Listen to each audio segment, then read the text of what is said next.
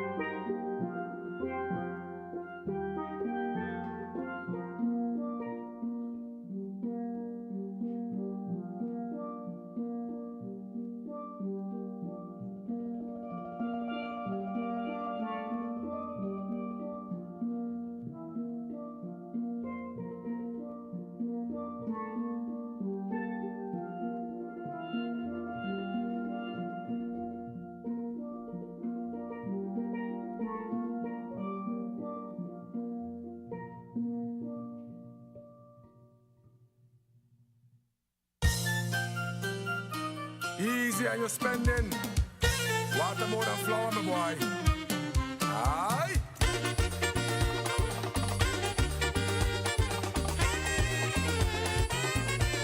Virgin Island style.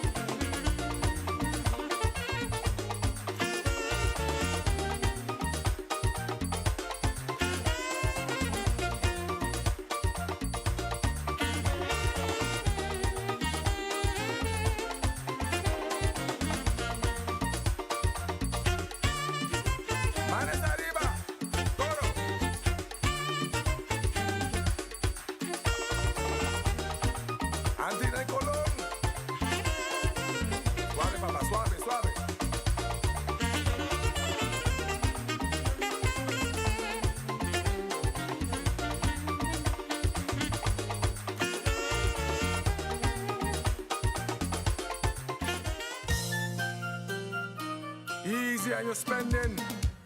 Water more than flour, my boy. Aye.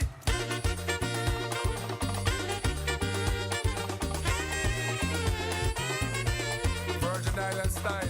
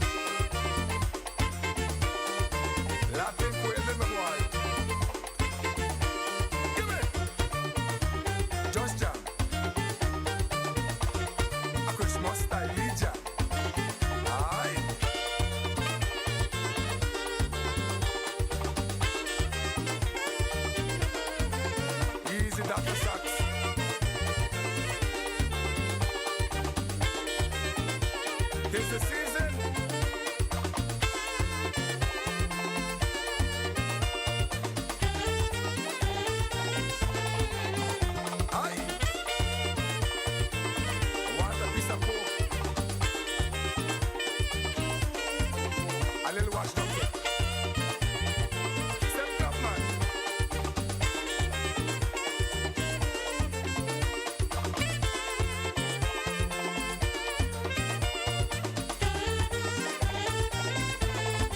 Best of them.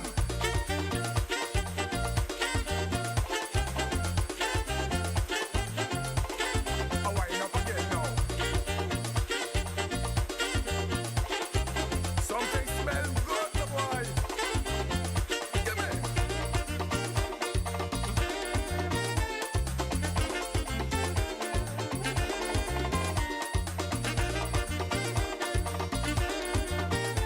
Too much rum, Rudolph. Too much rum. Watch your face.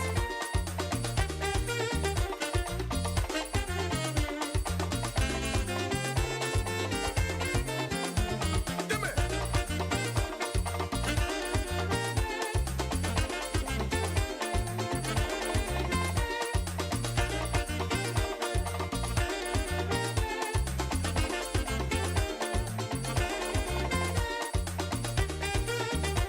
Let the mother cruise on. Whoops, mama. This one dirty. Easy in the area. Watch your left foot. Watch your left foot. Easy, granny. Give me. Strictly local, my boy. Virgin Island style. Aye.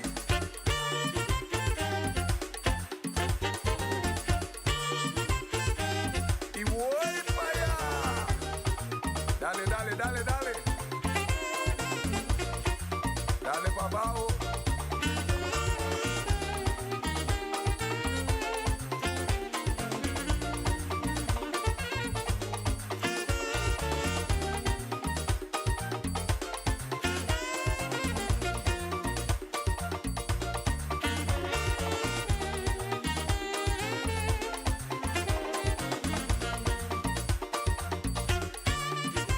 Manes arriba.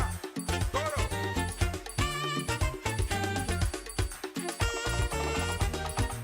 Antina y Colón. Suave, papá, suave, suave.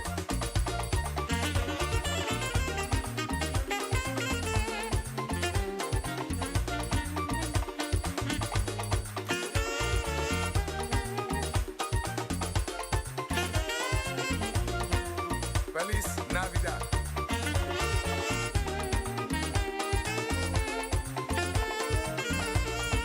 How you feeling? On the behalf of men and women, boy. Season greetings.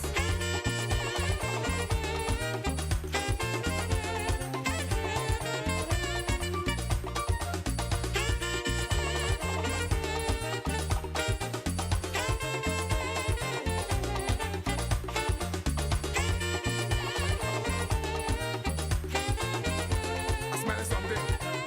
I'm smelling something. The pork bunny. Check the pork in the oven. Give me. Just jam. A Christmas style jam. Give me. Virgin Island style all the while, my boy.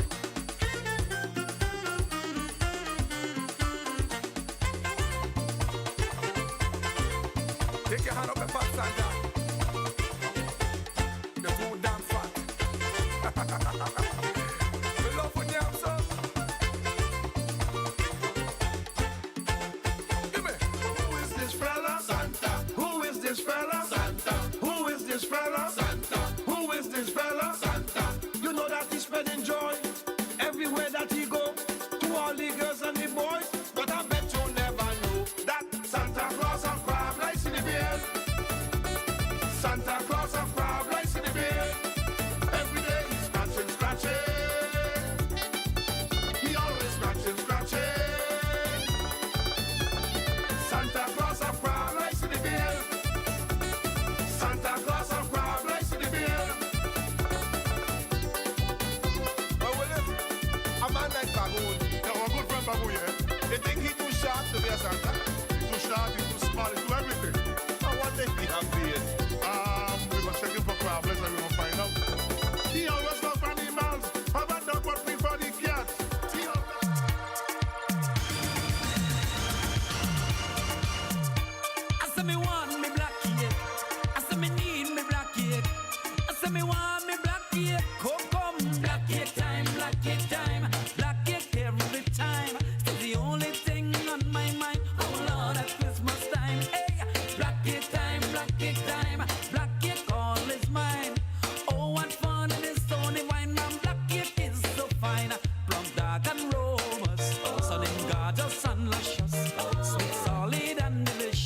finger licking and scrumptious, brown sugar and all the spice. Oh gosh, it tastes so nice. And I'm in paradise with each and every bite. That's like, hey, black it time, black it time, black it all is mine. This is the only thing on my mind. Oh Lord, at Christmas time, hey, black it time, black it time, black it all is mine. Oh, what fun it is, so divine, man. Black it is so fine. Skin brown and smooth like silk, fresh and cuddly as a quilt. I like a brick how she is built. Fun of beauty, she's charged with guilt. Enticing and inviting, and my heart's forever yearning for me to start devouring my sweet and dark and lovely darling. Black it time, black it time. Oh, yeah, that is the only thing on my mind. Oh Lord, black it time, black it time, black it all is mine. Oh, what fun it is, so divine, man. Black it is so fine. I say me want me black it, I say me need me black it, I say me want me black it. Come, black it time, black it time, black it every time. It's the only thing on my mind. Oh Lord, at Christmas time, hey, black it time, black it time, black it all is mine. Oh, what fun it is, so divine, man. Black it is so fine. Plum dark and robust, sunny gorgeous and luscious, sweet, solid and delicious. Finger licking and scrumptious, brown sugar and all the spice. Oh gosh, it tastes so nice. And I'm in paradise with each and every bite. That's like, hey, black it time, black it time, black it all is mine. This is the only thing on my mind. Oh Lord, at Christmas time, hey, black it time, black it time, black it all is mine. Oh, what fun it is, so divine, man. Black it is so fine. Hey, oh yeah, hey, come, give me black it. I say me want me black it. In the morning, black it. In the evening, black it. Marky want it, black it. Jeffrey want it, black it. Rena want it, black it. Melo want it, black it. Papa Winnie, black it. Even Eric, black it. Alan, black it. Maiza, black it. Spark.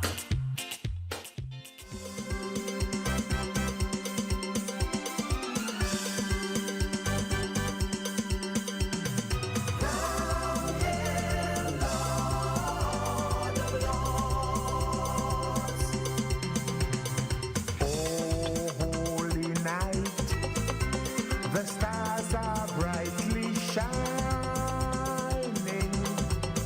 It is the night of the dear Savior's birth. Long live the world in sin and error pining, till he appeared and the soul felt his word.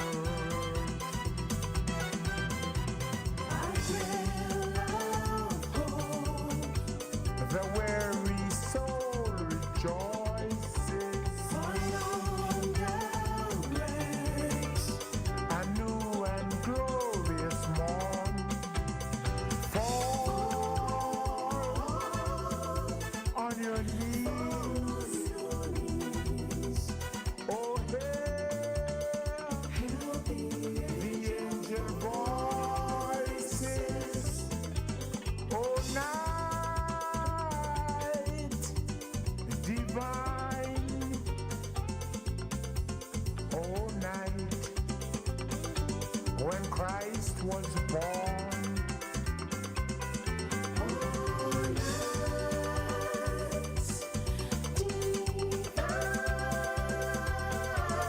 Oh, night when Christ was born.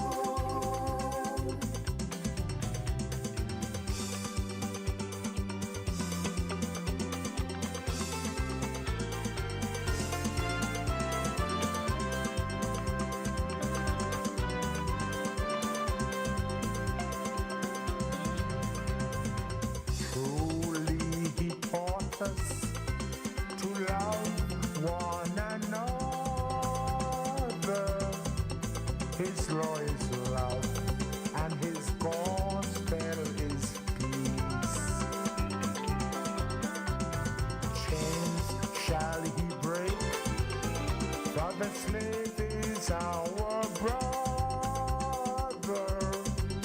and in his name all oppression shall cease. Sweet hymns of joy In grateful chorus rise, we let on within us. praise his holy name. Christ is the Lord. Oh, praise his name forever. His power and glory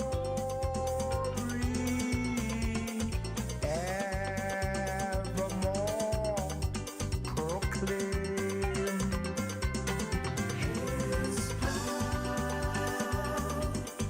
and glory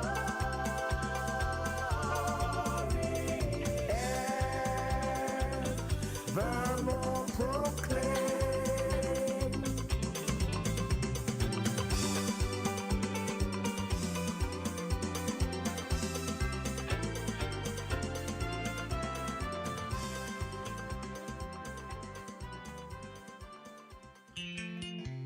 Specially dedicated to the Gentlemen of Jones. Get familiar. Support we own thing. Gentlemen of Jones, we gon' light up your life. Gentlemen of Jones, we gon' light up your life. The gentlemen of Jones light up we night. The gentlemen of Jones inspire and excite. Cause they light up the tongue, they light up the night, they light up the sky, make the whole place look bright. The gentlemen of Jones, they light up we night. The gentlemen of Jones inspire and excite.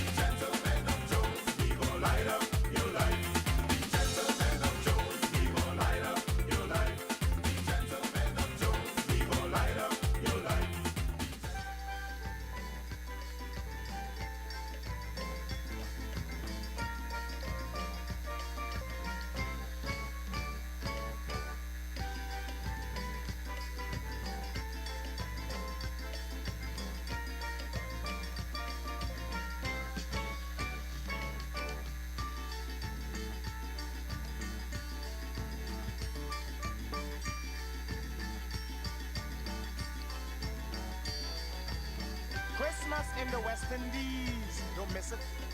I beg you please. Christmas in the West Indies, a little different than European countries, though it has the same meaning to all on earth. We are celebrating the baby's birth, but don't care where I am on Christmas Day. Let me celebrate the West Indian way.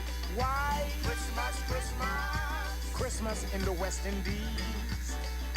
Christmas, Christmas is when we feel the Christmas breeze. Steel bands and church bells ringing, people exchanging Christmas greeting, and when we all get the feeling, we party until New Year's morning.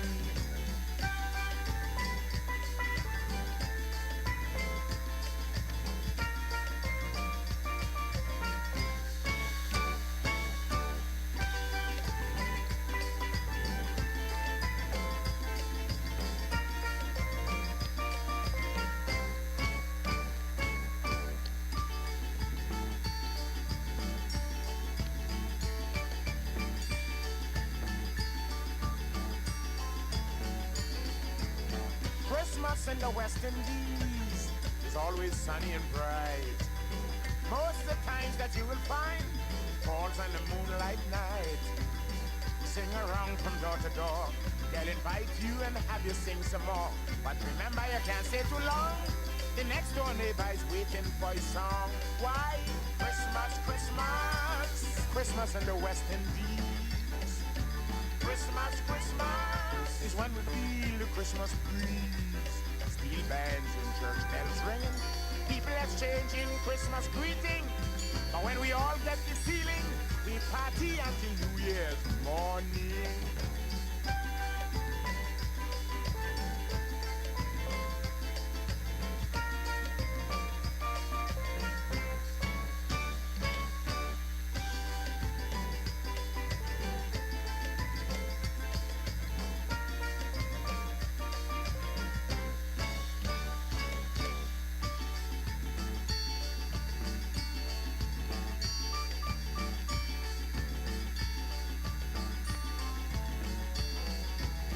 Christmas brings lots of joys to Caribbean little girls and boys. We cut a native Christmas tree, which is decorated by the family. And Christmas morning we're so anxious to see what Santa Claus bring for us. Our expectations might not be met, but we always thankful for what we get. Why? Christmas, Christmas, Christmas in the West Indies. Christmas, Christmas is when you feel the Christmas breeze. Steel bells and church bells ringing, people exchanging Christmas greeting. And when we all get the feeling, it's party until New Year's morning.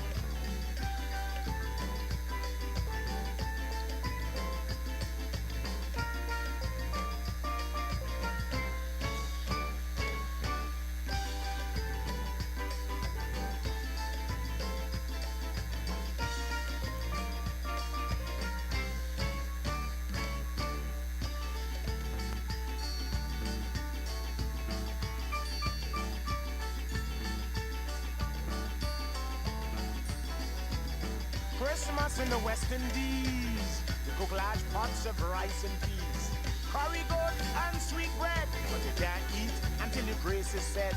Then sorrel and guava berry, enough for unexpected company. But in the islands, food prices raise, so no company, leftovers for days. Why? Christmas, Christmas, Christmas in the West Indies. Christmas, Christmas is when you feel the Christmas breeze. Steel bands and church bells ringing, people exchanging Christmas greeting. But when they all get the feeling, we party until New Year's morning. Christmas, Christmas.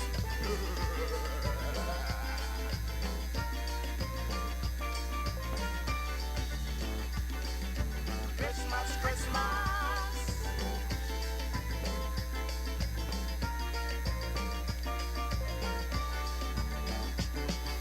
Christmas, Christmas.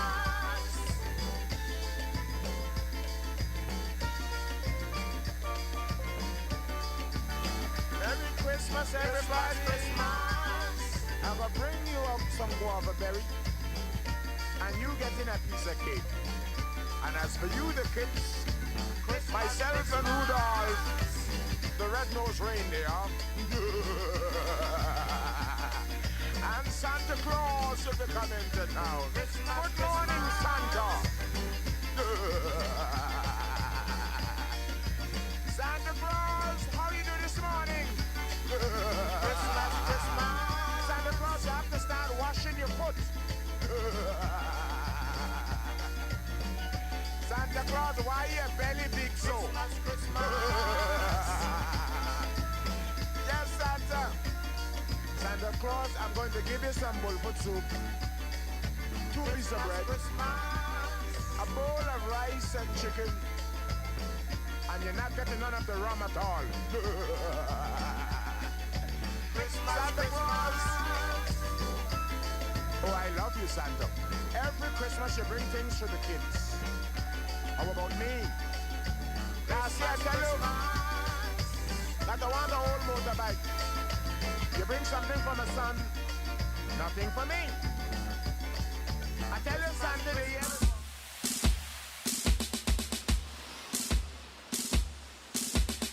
Oh yeah? Nothing ready, rocking and telling you.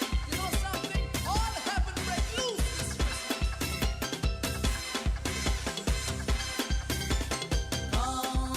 they told me, ba-ra-ba-bam-ba. A new boy king is born, ba-ra-ba.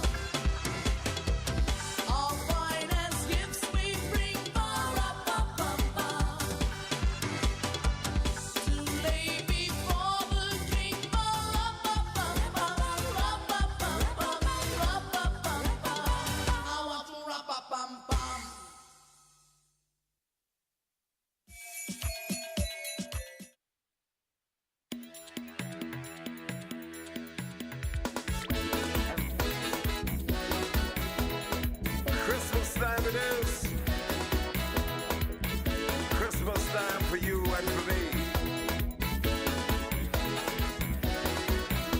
It's that time of the year again. It's Christmas. When old and new friends gather in. Merry Christmas. When love and laughter take control. It's Christmas. And pleasant memories rule the soul. Well, it's Christmas, Merry Christmas. These words mean a lot to all. Merry Christmas, Merry Christmas. All those who open one and all. It's Christmas in the Caribbean. It's Christmas. When old and young have lots of fun. Merry Christmas. When children play through night and day. It's Christmas. And love and peace are on display. Merry Christmas, Merry Christmas. Let not confusion keep us apart. Merry Christmas, Merry Christmas. Let peace abide on every heart.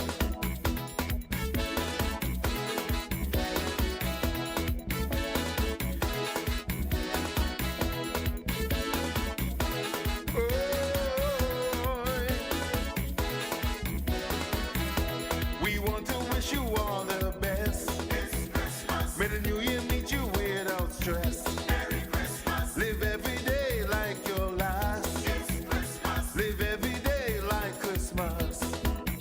Merry Christmas, Merry Christmas. These words mean a lot to all. Merry Christmas, Merry Christmas. All those open to one and all. It's that time of the year again. It's Christmas. When old and new friends gather in. Merry Christmas. When love and laughter take control. It's Christmas. And pleasant memories rule the soul. Merry Christmas, Merry Christmas. Let not confusion keep us apart.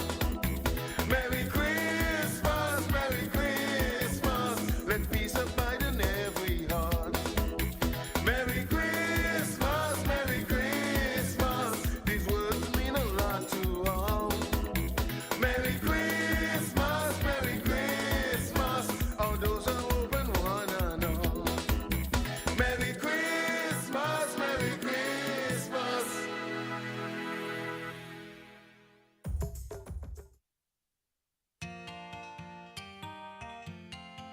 Ho ho ho ho!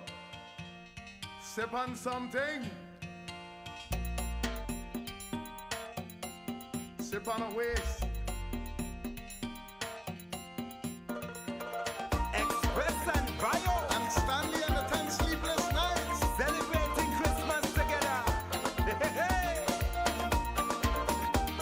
Ah, Sinzania. Well, come in, Pio. It's Christmas time again. Oh, what a joyous time. You feel it in the air. It's the season to be kind. We all go out shopping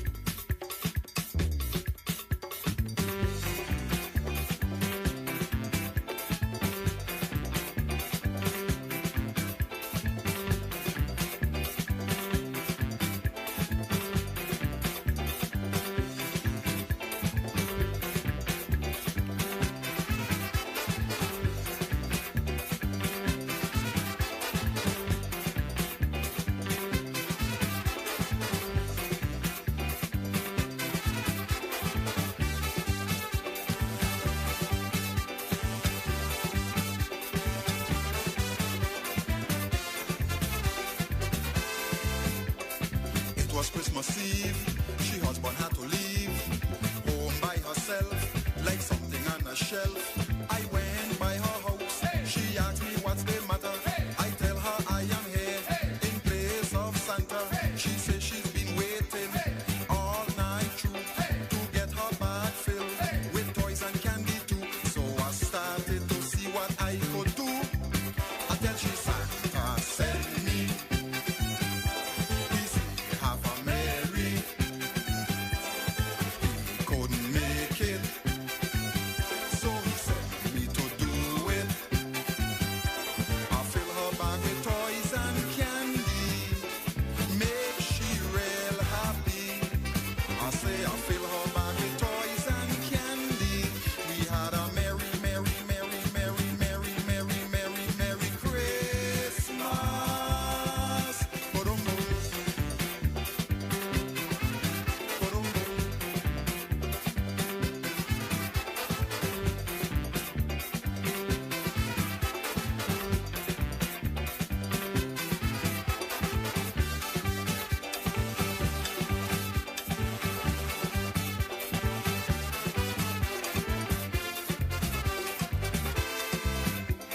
She asked me my name. I tell her it's Sifu. You are a nice boy. You work for Santa too. She say that this is good. The party is nice. She wished that Christmas could come not once but twice. She offered me a drink.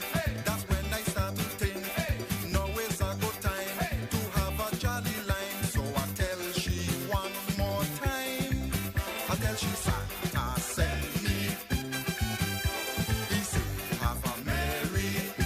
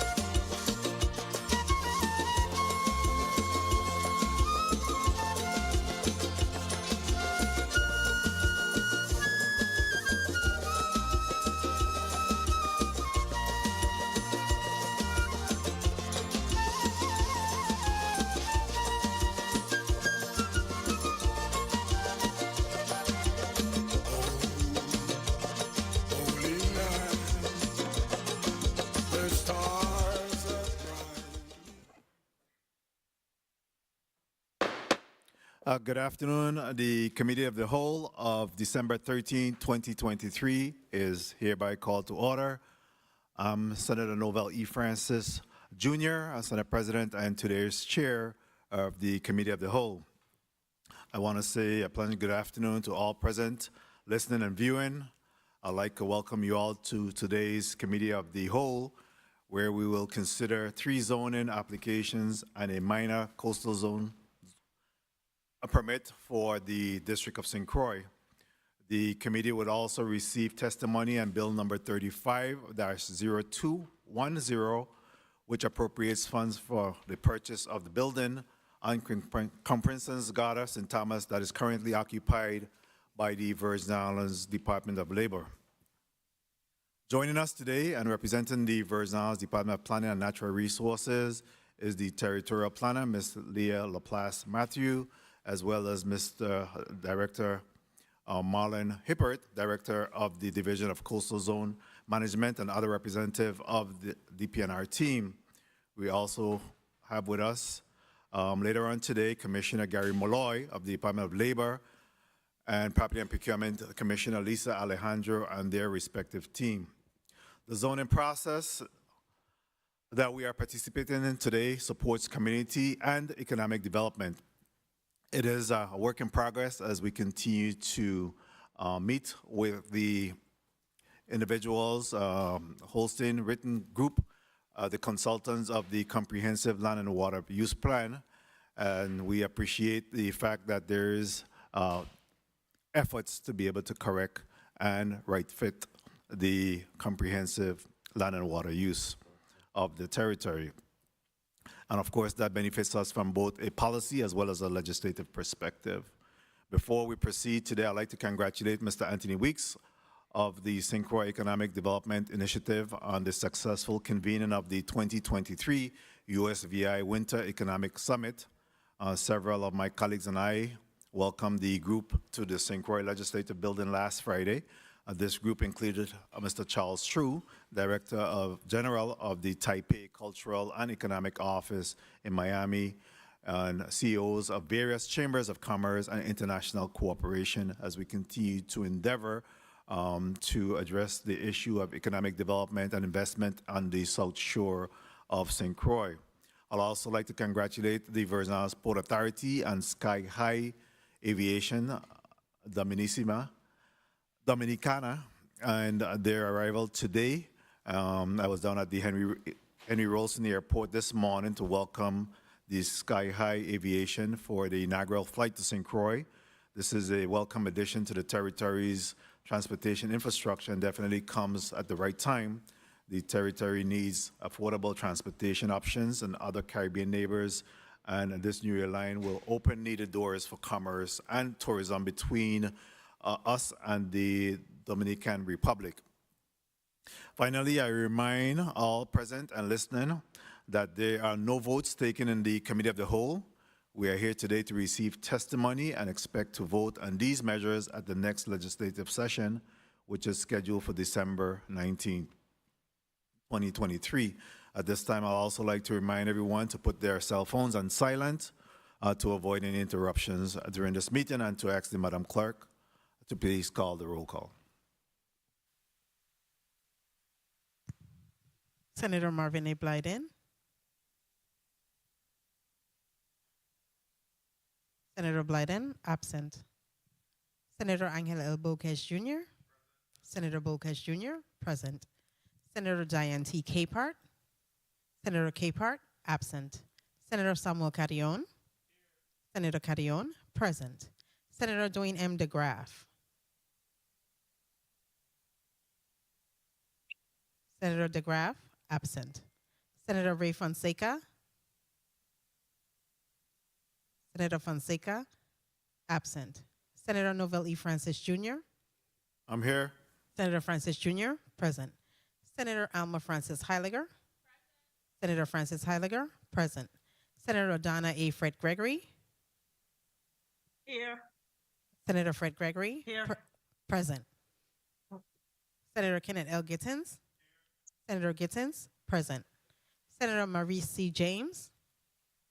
Here. Senator James, present. Senator Javan E. James Sr., Senator James Sr., absent. Senator Franklin D. Johnson, Senator Johnson, absent. Senator Carla J. Joseph, Senator- Yes. Present. Senator Joseph, present.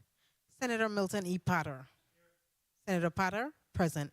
Mr. Chairman, 9 present, 6 absent. Thank you very much, Madam Clerk. We do have a quorum and prepared to proceed.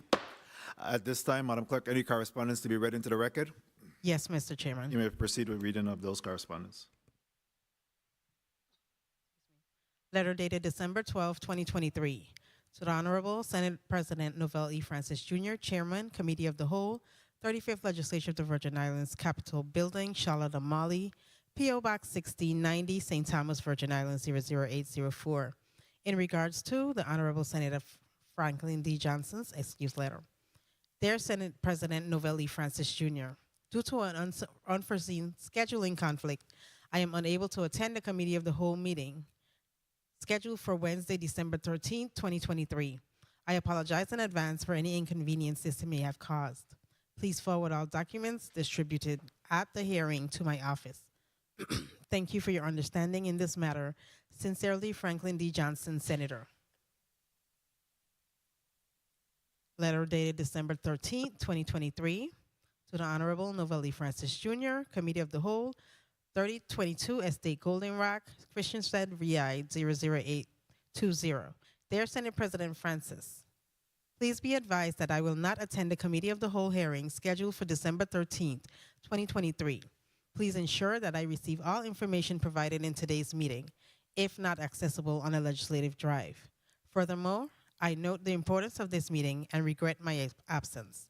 I ask to be recorded as excused. I thank you in advance, and I wish you a very productive hearing. Best regards, Diane T. Capehart, Senator, 35th Legislature of the Virgin Islands. Letter dated December 13, 2023. The Honorable President Novell E. Francis Jr., Chairman, Committee of the Whole, 35th Legislature of the Virgin Islands, Capitol Building, Charlotte, Amali, St. Thomas, VI 00804. Dear Chairman Francis Jr., please accept this letter as a formal notice that I will be tardy to today's Committee of the Whole meeting, scheduled to begin at 12 p.m. in the Frits E. Lawaetz Legislative Conference Room on St. Croix on Wednesday, December 13, 2023. Please be assured, however, that I will be attending this meeting later. I apologize for any inconvenience this may cause. Thank you for your consideration on this matter. With kind regards, respectfully, Javan E. James Sr., Senator, 35th Legislature of the Virgin Islands. Mr. Chairman, this concludes all of the letters and correspondences. Thank you very much, Madam Clerk. Please mark Senator Franklin D. Johnson, Senator Diane Capehart, Senator Javan James Sr., as well as Senator Ray Fonseca excuse at this time, and proceed with the reading of today's agenda. Before you begin, also mark Senate Vice President and Vice Chair, Senator Marvin Blyden, as being present.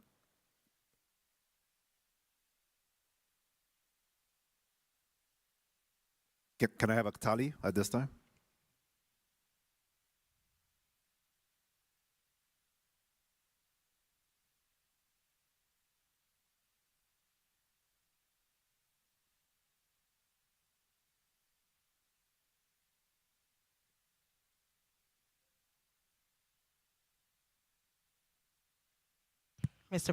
Mr. Chairman, 10 present, 2 absent, 3 excused. Thank you. Thank you very much. At this time, you can proceed with the reading of today's agenda. Committee of the Whole official agenda. The 35th Legislature will... One second. We also see the presence of a Minority Leader, Senator Dwayne DeGraff, as being present. You may proceed. Okay, we have 11 present, 1 absent, 3 excused. The 35th Legislature will convene in a Committee of the Whole hearing to receive testimony on the following CCM and zoning requests. Bill number 35-0199, an act ratifying the governor's approval of minor coastal zone permit number CZX-22-22W issued to Joel Ureta for the use and occupancy of submerged lands seaward of Heathen Cove, Chenay Bay, St. Croix, Virgin Islands, for the installation of a recreational buoy with a mooring. Invited testifiers, Honorable Jean-Pierre L. Oriol, Commissioner, Virgin Islands Department of Planning and Natural Resources, Marlon Hibbert, Director of the Division of Coastal Zone Management, VI Planning and Natural Resources, Joel Ureta, applicant. Bill number 35-0192, an act amending official zoning map number SCZ-18, St. Croix, Virgin Islands, to allow for the rezoning of plots number 19 and 20, Prince Street, Town of Frederiksted, St. Croix, Virgin Islands, and plots number 50, 51, and 52, Hospital Street, Frederiksted Town, St. Croix, Virgin Islands, from R4 residential medium density to R3 residential medium density. Invited testifiers, Honorable Jean-Pierre L. Oriol, Commissioner, Virgin Islands Planning and Natural Resources, Leah Laplace Matthew, Territorial Planner, Virgin Islands Department of Planning and Natural Resources, Clarence Brown, Representative. Bill number 35-0213, an act granting a conditional zoning use variance for plots numbers 219 and 220, Estate Morningstar, Queen Quarter, St. Croix, from R1 residential low density zoning designation to allow for a restaurant and bar, amphitheater, retail, a barber or beauty salon, short-term rental guest house, and event space rental of commercial space. Invited testifiers, Honorable Jean-Pierre L. Oriol, Commissioner, Virgin Islands Department of Planning and Natural Resources, Leah Laplace Matthew, Territorial Planner, Virgin Islands Department of Planning and Natural Resources. Positive, T.A. Nelson, applicant. Bill number 35-0214, an act granting a zoning use variance for plot number 246, Estate Glen, Queen Quarter, St. Croix, Virgin Islands, from the A2 agricultural zone to allow for the construction and operation of a guest house under a grouped development with no prohibition under short-term rental usage. Invited testifiers, Honorable Jean-Pierre L. Oriol, Commissioner, Virgin Islands Department of Planning and Natural Resources, Leah Laplace Matthew, Territorial Planner, Virgin Islands Department of Planning and Natural Resources, Shakima George, applicant. Finally, Bill number 35-0210, an act appropriating $2,500,000 for the purchase of plot numbers 53A, 53B, 54A, and 54B, Crown Princess Garda, Crown Prince Quarter, St. Charlotte Amalie St. Thomas, Virgin Islands, by and between the government of the Virgin Islands, acting through the Department of Property and Procurement, and Conroy H. Watt and Kenneth I. Sweeney. Invited testifiers, Honorable Gary A. Malloy, Commissioner, Virgin Islands Department of Labor, Honorable Lisa M. Alejandro, Commissioner, Virgin Islands Department of Property and Procurement. Mr. Chairman, this concludes the reading of today's agenda. Thank you very much, Madam Clerk, for the reading of today's agenda. As you can see, colleagues, we have 4 items.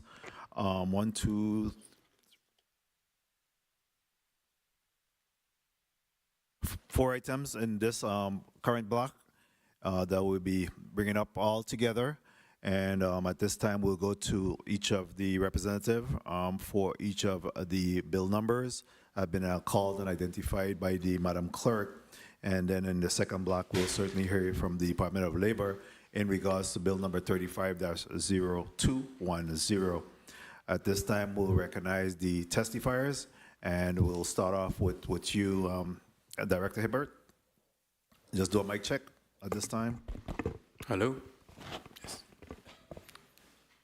Good day, Senate President. Thank you. Just give your name and your position, and then we'll go from there. Marlon Hibbert, Director of the Division of Coastal Zone Management in the Department of Planning and Natural Resources. Ms. Leah Laplace Matthews.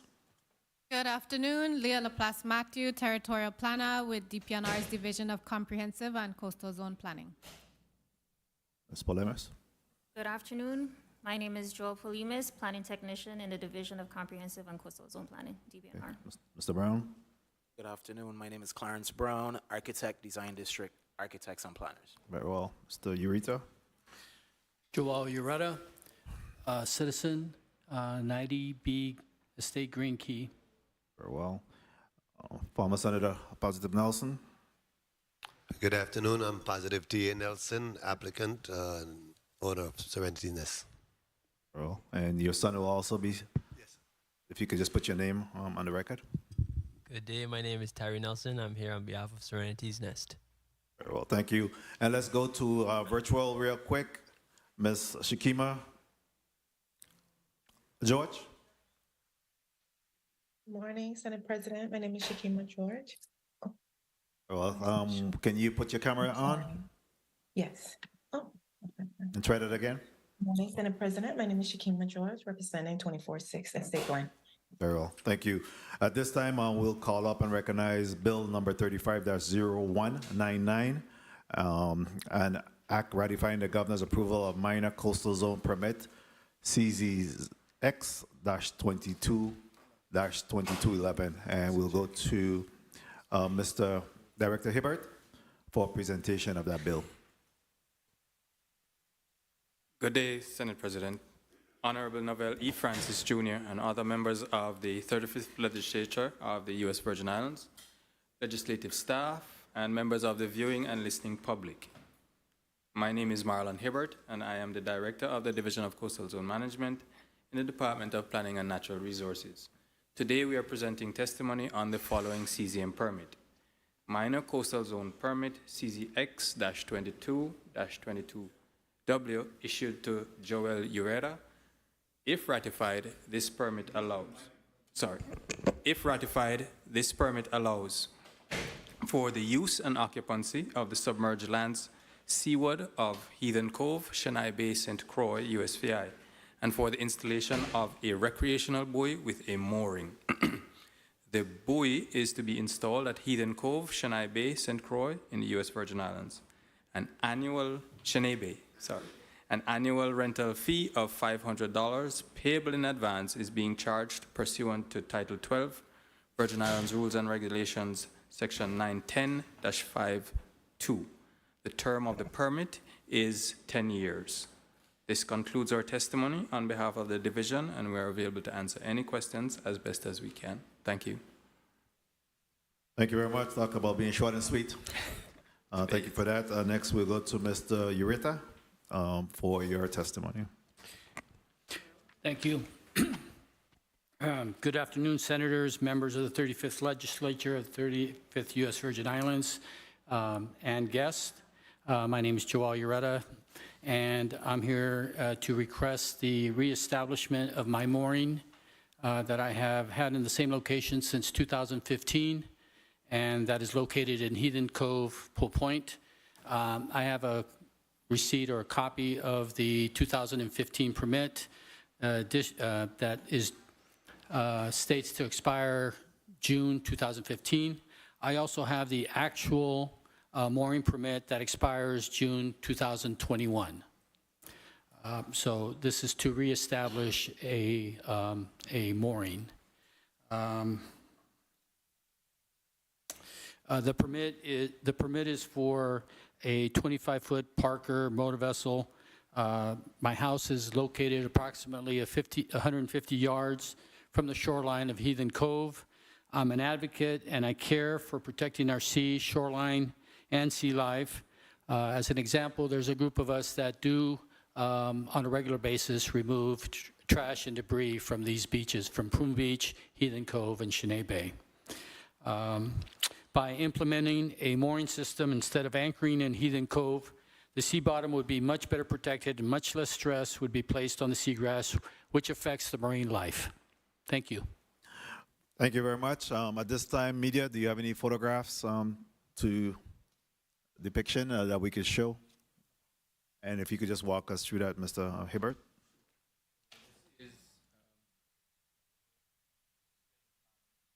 So I look at my screen for reference. I have two maps up. One is utilizing USVI map geo, and the other is a Google Earth image of 923.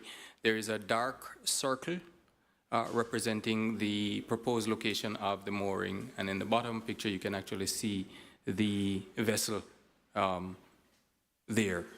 And I did provide another general contextual map to show in relation to where it is. Amelia, if you could show the next photo.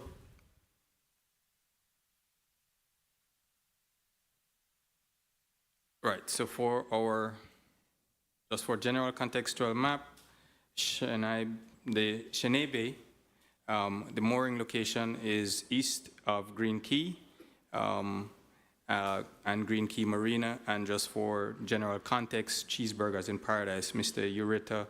Ureta is, his home is domiciled just in that complex of homes just south of the word mooring.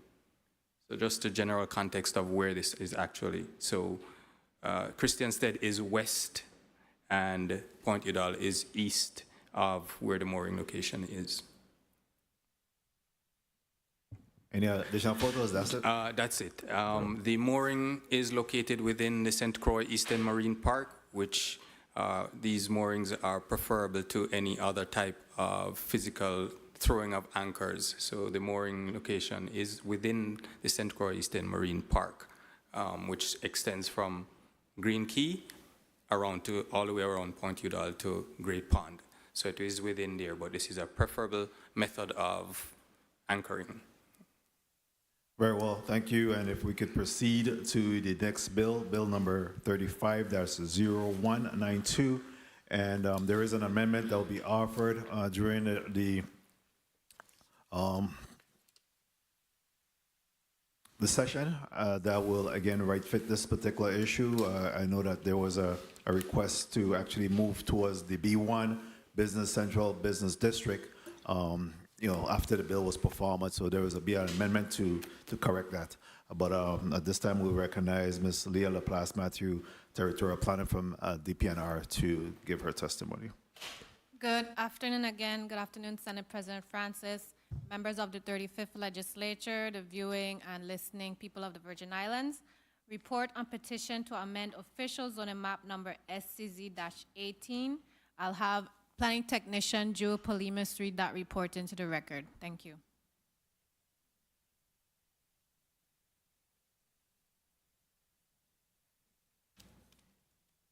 Report on petition to amend official zoning map number SCZ-18. Application number ZAC-23-10. Petition of Evolve Warehouse LLC and Evolve Liberty Hall LLC to amend official zoning map number SCZ-18 from R4 residential medium density to R3 residential medium density for plot numbers 19 and 20 Prince Street and 50, 51, and 52 Hospital Street, Frederiksted Town, St. Croix. Owner and applicant. Evolve Warehouse LLC, as per warranty deed dated June 8, 2017, document number 2017-00261.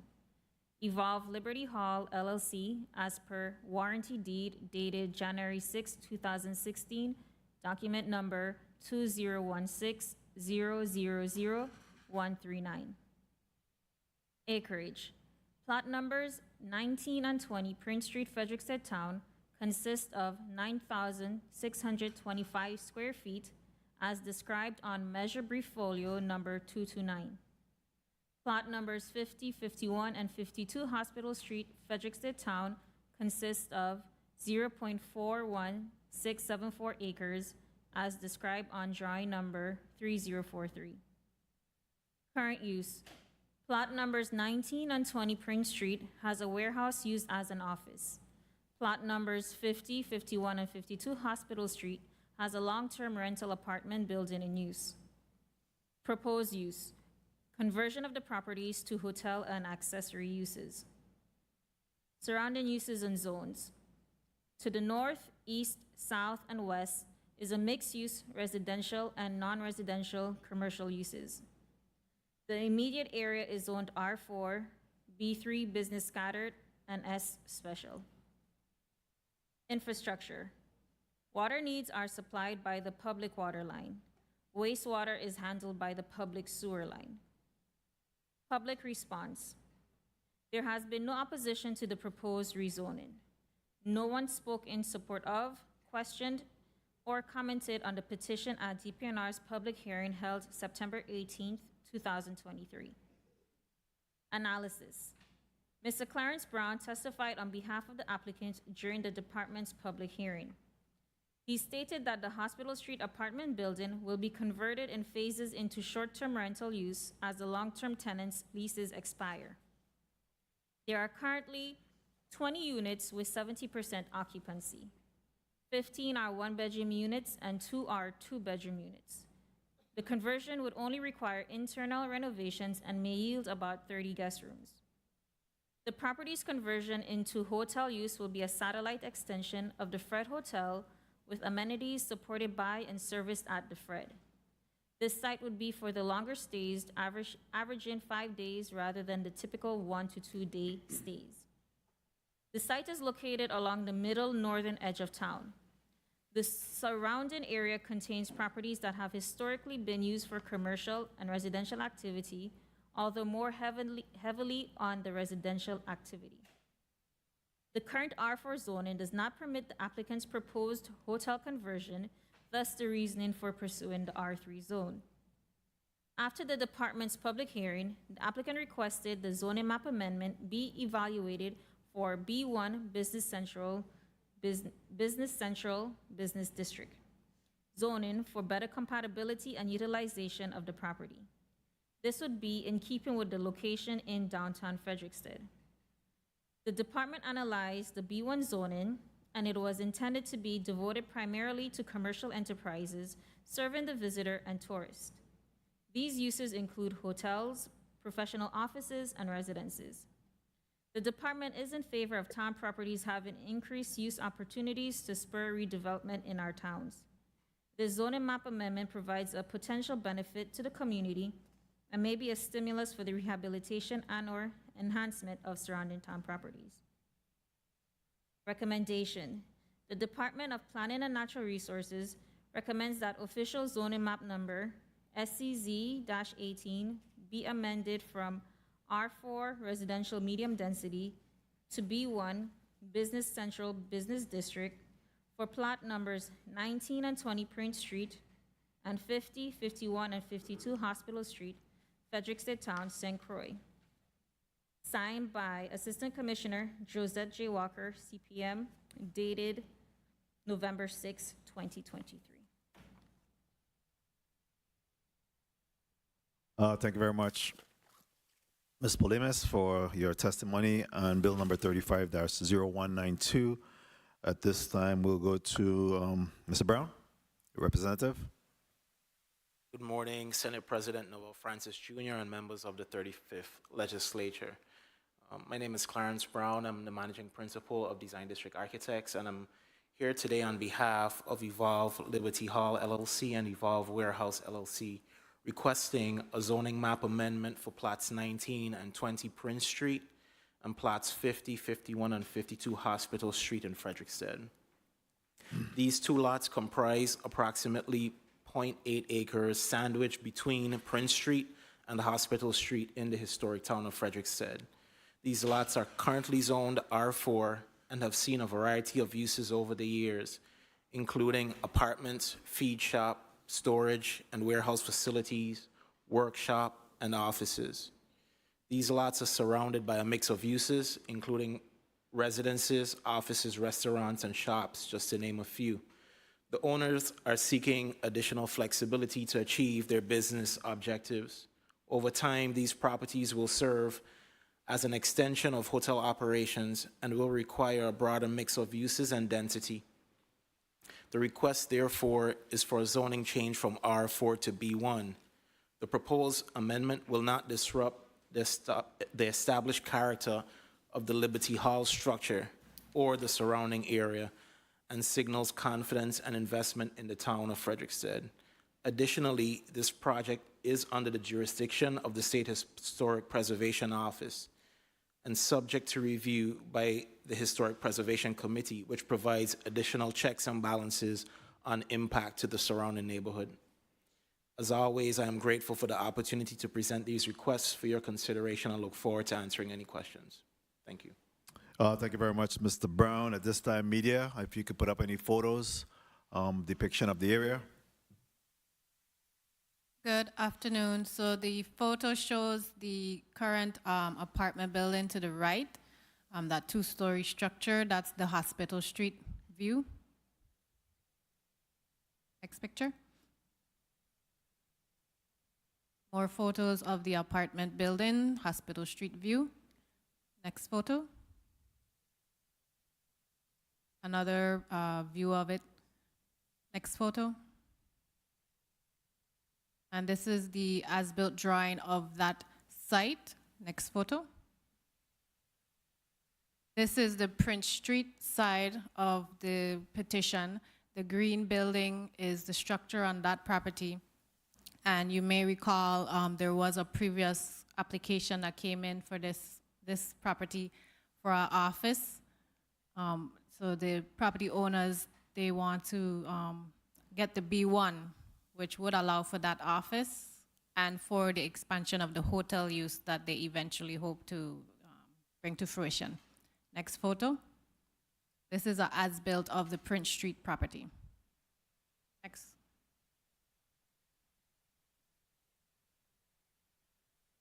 Thank you very much. Can you expand on that discussion? Because we previously approved for that building. If you could just expand on that. So for that applicant, he's a tenant, and he came in to request the use variance to allow for his particular use. And the property owner, their future use for that site would be uses associated with a hotel, so like the laundry facilities. So when that tenant leases up, they'll eventually convert the entire site for their expanded hotel use for the Fred. Very well. Thank you for that. Next, we'll go to bill number 35-0213, an act granting a conditional zone use variance for plots number 219 and 220 Morning Star, Queen Quarter, St. Croix, from R1 residential low density zoning designation to allow for a restaurant and bar, amphitheater, retail and barber or beauty salon, short-term rental, guest house, and events rental space, as well as rental of commercial space. And Ms. Leah Laplace Matthews, you recognize for your testimony on bill number 35-0213. Thank you. Report on petition to amend official zoning map number SCZ-6, application number ZAC-23-8. Petition of positive T.A. Nelson requesting that plot numbers 219 and 220 Estate Morning Star, Queen Quarter, St. Croix be rezoned from R1 residential low density to B3 business scattered. Owner applicant. Positive T.A. Nelson as per warranty deeds dated November 8, 2021, document number 2022000705 and dated December 14, 2010, document number 201004817. Plot numbers 219 and 220 Estate Morning Star consist of 0.5324 acres and 0.5039 acres respectively, and described on drawing number 4934. Current use. Serenity Sunday is held on the property on Sundays with entertainment, DJ and/or artist/band, and vendors selling food and drinks. There are presently 3 gazebos and a small cabin on plot number 220 with restrooms under construction. Plot number 219 is used for parking. Proposed use, to use the properties as an event space with associated business activity. Surrounding uses and zones. Surrounding the properties are residences to the north and vacant land to the east, south, and west. The surrounding area is zoned R1 with the adjacent property to the south rezoned to B3, granted by Act number 5437. Infrastructure. Water needs will be supplied by cisterns. Wastewater will be handled by a septic system. Public response. At DPNR's public hearing held on September 18, 2023, 4 adjacent property owners expressed opposition/concerns with the proposal. 2 emails/letters of support were received post-hearing. The support, opposition, and concerns received are summarized below. 1. Area is peaceful now. Expansion to everyday activities unacceptable. Opposed to this location for the uses/expansion of uses and operation. 2. Zoning allows all, if not most, of his proposed uses. 3. Commercial operation would not be peaceful. Families' freedom on owned property would be restricted by many people/strangers in daily proximity. Currently, Serenity's Nest is not an issue as it is only once a week. 4. Area picked for residents for peace and isolation from heavily trafficked areas. 5. Sound waves travel. 6. Security of neighboring properties. Security for 24/7 or just when have events to ensure no blocking of neighbors' driveways, no suspicious activities. 7. Serenity Nest is a cool, relaxing space. Certain there can be a compromise to address neighbors' concerns. Analysis. During the department's public hearing, Mr. Positive T.A. Nelson testified the intent is to obtain a zoning map amendment, rezoning, or use variance, allowing the property to offer an outdoor social space with food, drinks, agriculture, yoga/artist space, picnic, outdoor concerts, gift shop, salon for massages, etc., eco-lodging, short-term rentals, and event space rental.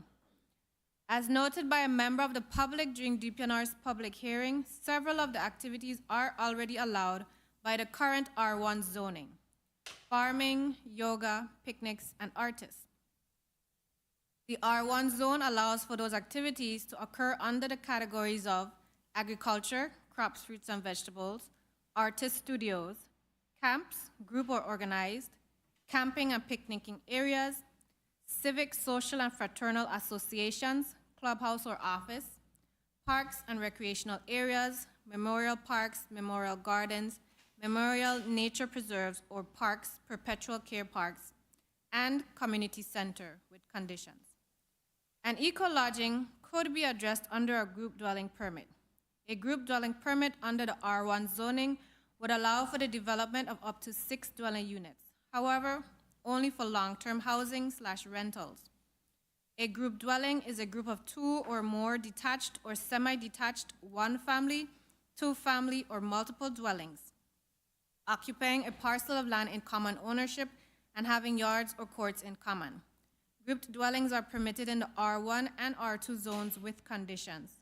An R1 zoned property's allowed density is a maximum of 2 units for every 0.5 acre or 4 units per acre, whichever is greater.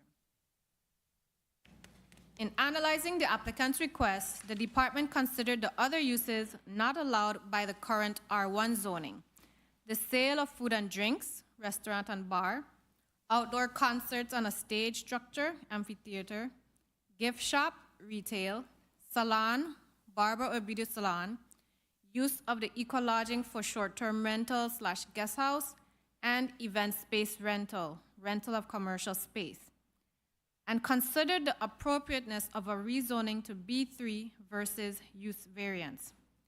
The area has had 4 zoning map amendments, 3 rezonings, and 1 use variance. The B3 zone allows mixed-use development. However, 143 uses as a matter of right, some of which may have adverse impacts on dominantly residential areas. The adjacent owners expressed concerns with increased activity, and the department determined it may be more appropriate to grant use variances with conditions to protect the residents. Recommendation: the Department of Planning and Natural Resources recommends that plot numbers 219 and 220 Estate Morning Star, Queen Quarter, St. Croix, be granted use variances to allow for restaurant and bar, amphitheater, retail, barber or beauty salon, short-term rental/guest house, and event space rental/rental of commercial space with the following conditions. 1, a minimum setback of 25 feet from adjacent residences. 2, a landscaped buffer of trees and/or shrubs 6 feet to 7 feet high shall be installed along the boundaries of Plot 219. And 3, night activity shall cease at 2 a.m. Signed by Commissioner Jean-Pierre L. Oriol, dated October 24, 2023. And that concludes the department's report on this item. Thank you very much, Ms. Laplace Matthews. Next, we'll recognize Mr. Positive T.A. Nelson for his testimony. Good afternoon, Mr. President, Noel Francis Jr., Senators of the 35th Legislature, Central staff, and people of the Virgin Islands. We are grateful and humbled to have this opportunity to present Serenity's Nest, a Zenegized space on plots number 219 and 220 Morningstar on the North Shore of St. Croix, Virgin Islands. I am Positive Terrence A. Nelson, here with my third son, Tyree A. Nelson. My family is the owner of parcel numbers 2-02501-0109-00, consisting of 0.5342 acres, and parcel number 2-02501-0110-00, consisting of 0.5039 acres. We are here, as the process dictates, to solicit your favorable consideration of a rezoning or, at minimum, a user variance to allow us to develop these plots. These said plots have opened a portal for goodness we now call Serenity's Nest, where your Zenergy is nurtured. Serenity's Nest is an inspiration created to facilitate the need for an atmosphere which fosters Zen, calming internal connection to peace, nature, and self. Zen zones are usually green space which encourages relaxation, rejuvenation, clear thoughts, discernment, and artistic expressions. Zenergy is good energy. We intend to operate as a Zen garden with an outback garden grill stop spot, equipped with Wi-Fi, a farm park with ample shaded gazebos and seating, a bar, a gift shop, salon, and eco-lodging or glamping. The space may be rented for approved events. It is already a perfect place for meditation, yoga, private picnics, for artists looking for a highly charged environment with creative energy, and outdoor concert or parties. During tourist season and cruise ship days, we will open more frequent and longer hours to accommodate the island's visitors, as well as provide spaces to vendors catering to cruise passengers passing on the Salt River Road. Beyond the aforementioned uses, individuals and organizations will be able to contract self-improvement, leadership, professional development, and consultation workshops by Positive Consulting, an affiliated firm. Currently, activities which take place at the site includes Serenity Sundays, a weekly event where there is food, drinks, and live music, yoga with Amanda, Wednesdays, Saturdays, and full moons, a chess club on Sundays and as scheduled, the Grow Room, daily broadcasted self-growth lectures, event rentals for parties, concert, community events, dinners, luncheons, speaking engagements, and panel discussions, agriculture, multi-crop farming, fruit trees, fauna, manicured landscape, seedlings, land and water conservation, massages by appointment, cannabis community conversation, that should have been conversation, the first Sunday of each month. In the past, we've participated in numerous community conscious activities such as plastic recycling program, job site, Men's Health Expo in collaboration with Department of Health and Phi Beta Sigma Fraternity Incorporated for 2 consecutive years, coding classes, Act Out Ensemble, a performing arts group, community talent show, a Rastafari community conversation, Phi Beta Sigma Fraternity meeting space, King Cobra Taekwondo and self-defense classes, and King Cobra Taekwondo self-defense classes. At Serenity's Nest, we also pride ourselves in being a venue for experienced and upcoming Virgin Islands artists to exhibit and sharpen their performance on stage. We have been graced with the presence of Desiree, Ras Attitude, Kenya Eugene, Ras Bat and Empress Aima, Stanley and the 10 Sleepless Nights, Naza Nile, Spraga Benz, Catalyst TRT and Fire Train, Kurt Schindler and the Shindinglers, Peacemaker, Danny I, Mercy Child, Johnny Redlocks, Reggae Bubblers, VI Fire Band, Express Band, Big Daddy Chulo, Toscani, Giassi Clark, Unit Band, Mystic Rainbow, Blackness Crease, Anchance, Aki Becca Band, Michael Ruben. We have the Troublemakers coming in on December 17th, Local, J. Hodge and Chef Chevy, Baz and Them, Family Man, Abja, Mother Nile, Apostle, Positively Nelsons, Cherise King, Simplicity, Nubidan, Pressure, DJ Zion Roots, DJ Hilltop Sounds, Jamaica Sounds, Alkebulan Empress Sounds, Syndicate Sound, Ninja P Sound, Akibeka Sound Station, and DJ Kaz. Initially, one of my three neighbors had concerns about our planned development. She did testify at the DPNR hearing in opposition. However, we have since discussed the matter much more in depth, and she is no longer in opposition. I must tell you that my neighbor is one of those neighbors you would love to have. We've both been in the area for some time, she being first. We've had a wonderful relationship. We are a great example of being your neighbor's keeper. I own and live on plot number 221 Morningstar, between planned site and my neighbor. I too value serenity.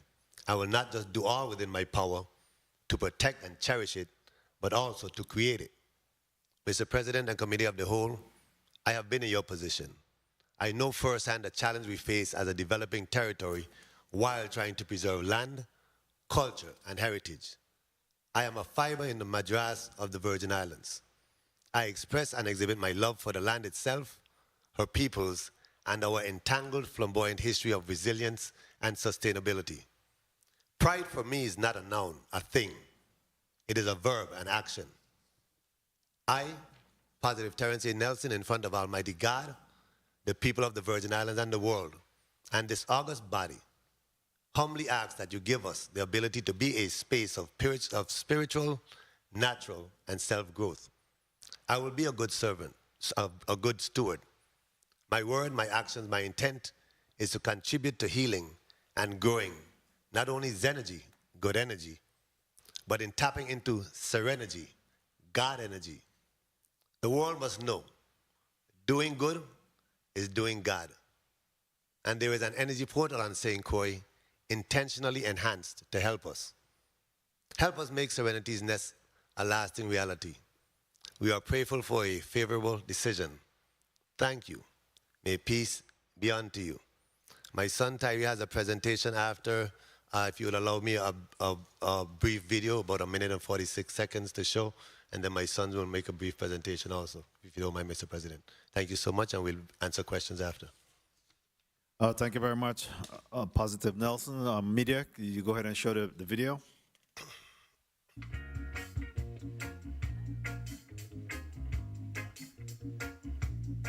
Greetings, one and all. Greetings in the name of the Most High, man. Yeah.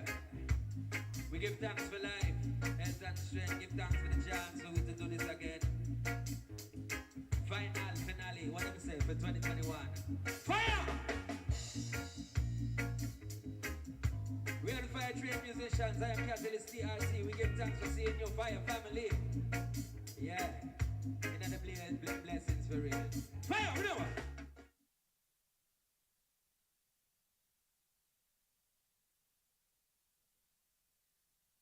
Again, That's it. Just a view of some activities. Okay.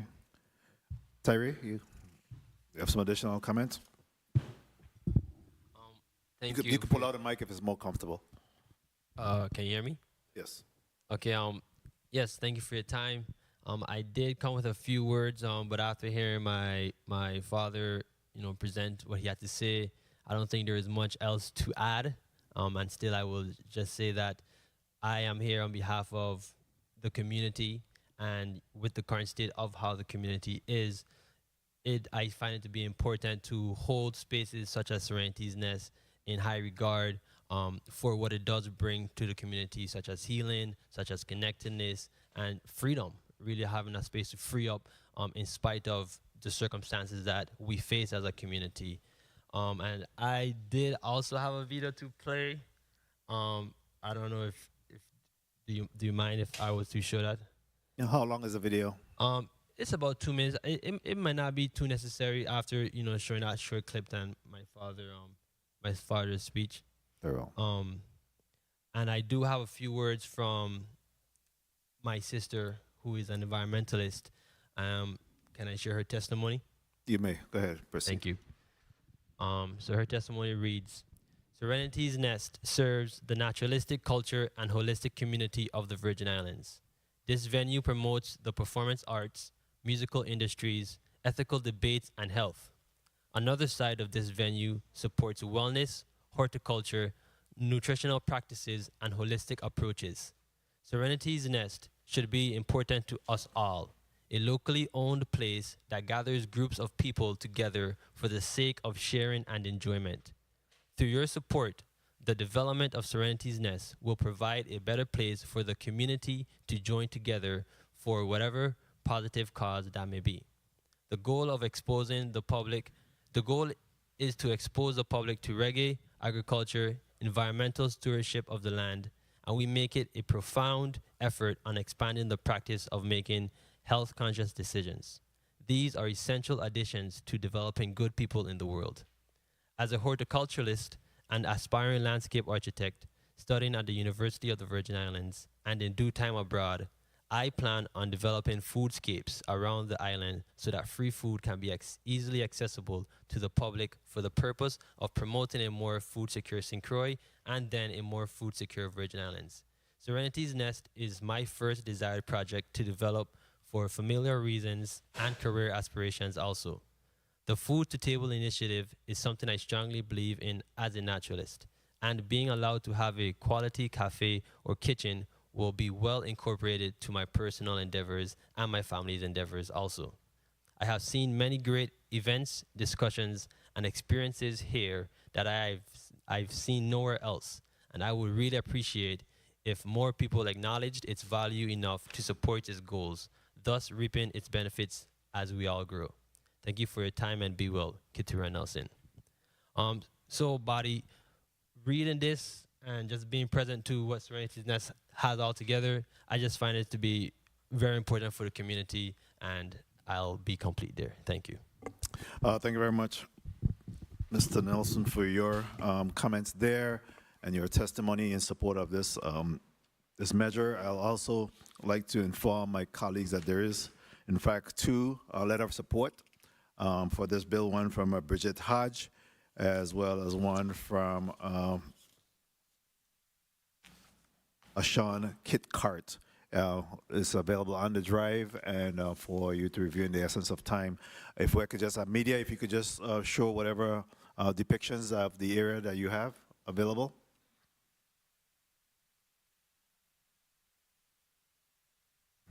Next photo.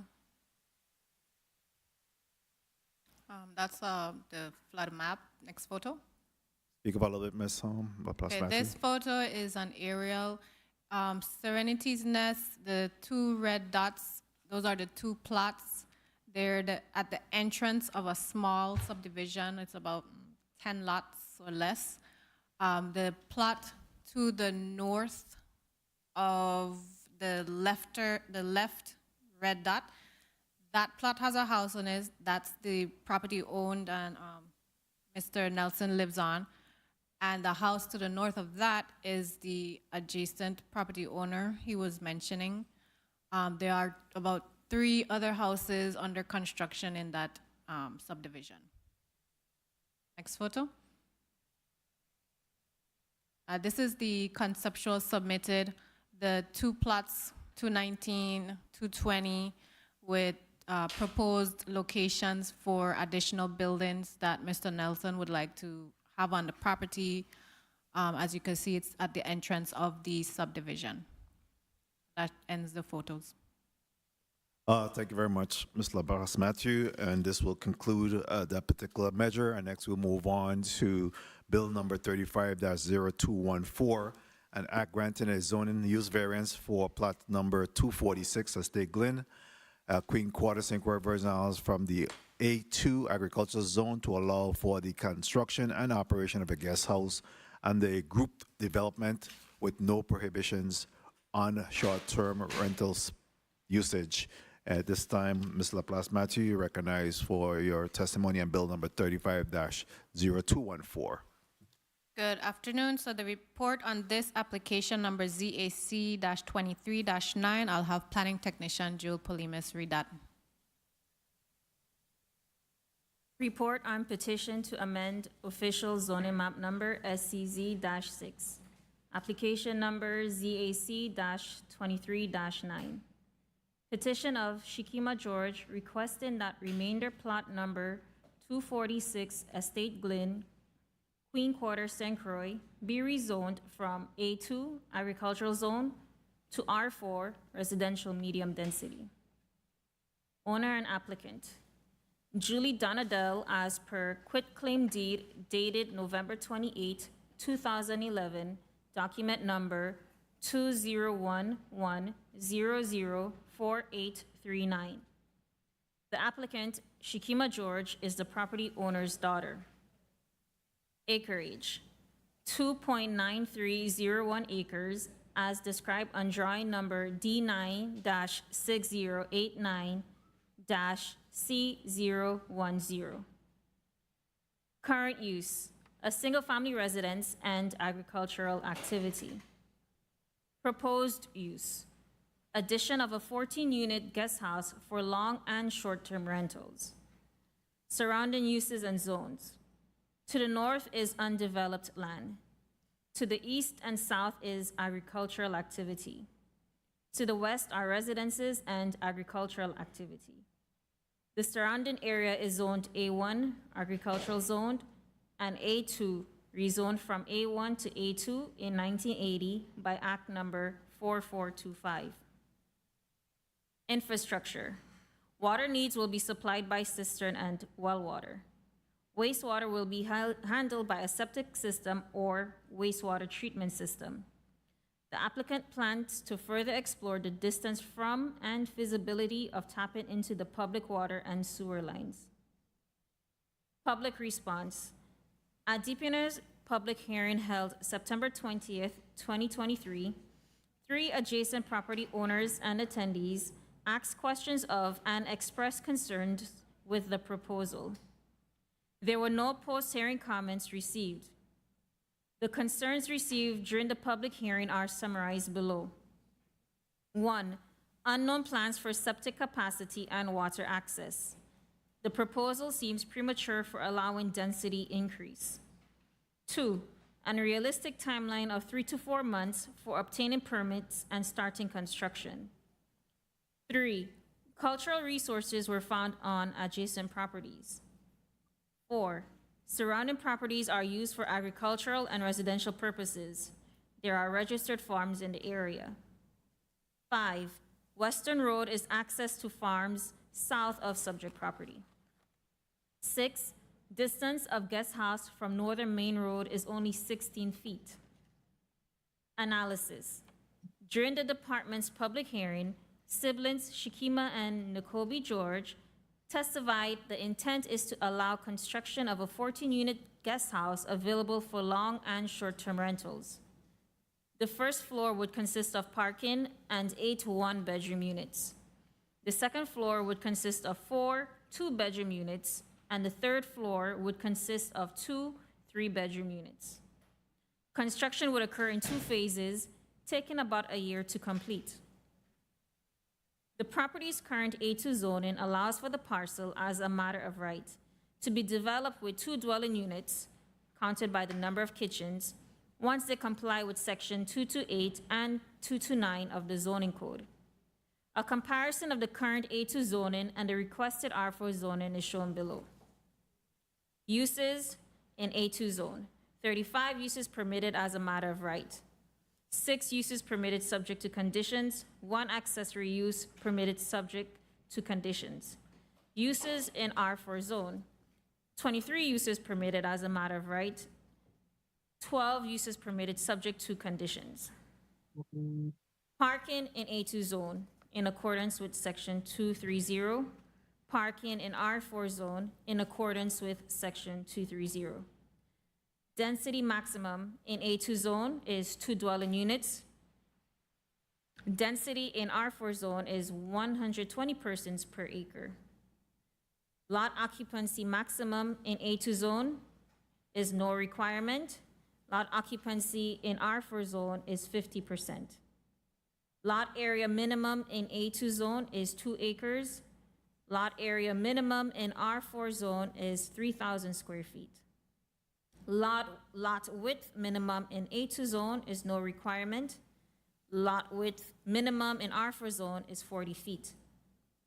Front, side, and rear yards in feet in A2 zone is 25, 50, and 50 respectively. Front, side, and rear yards in feet in R4 zone is none. The height limit maximum in A2 zone is 3 stories, and height limit maximum in R4 zone is 3 stories. At 2.9301 acres, the property has 2 development options that allow for an increase in density: rezoning or a group dwelling approval.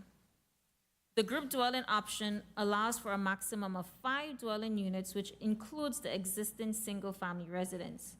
Property's acreage multiplied by 2 dwelling units per acre of A2 zone property. A group development can be in 2 or more buildings in a clustered manner. If sensitive areas are found on the property, guts, historical, and other important resources, resulting in creative housing configurations to include triplexes, townhomes, fourplexes, etc.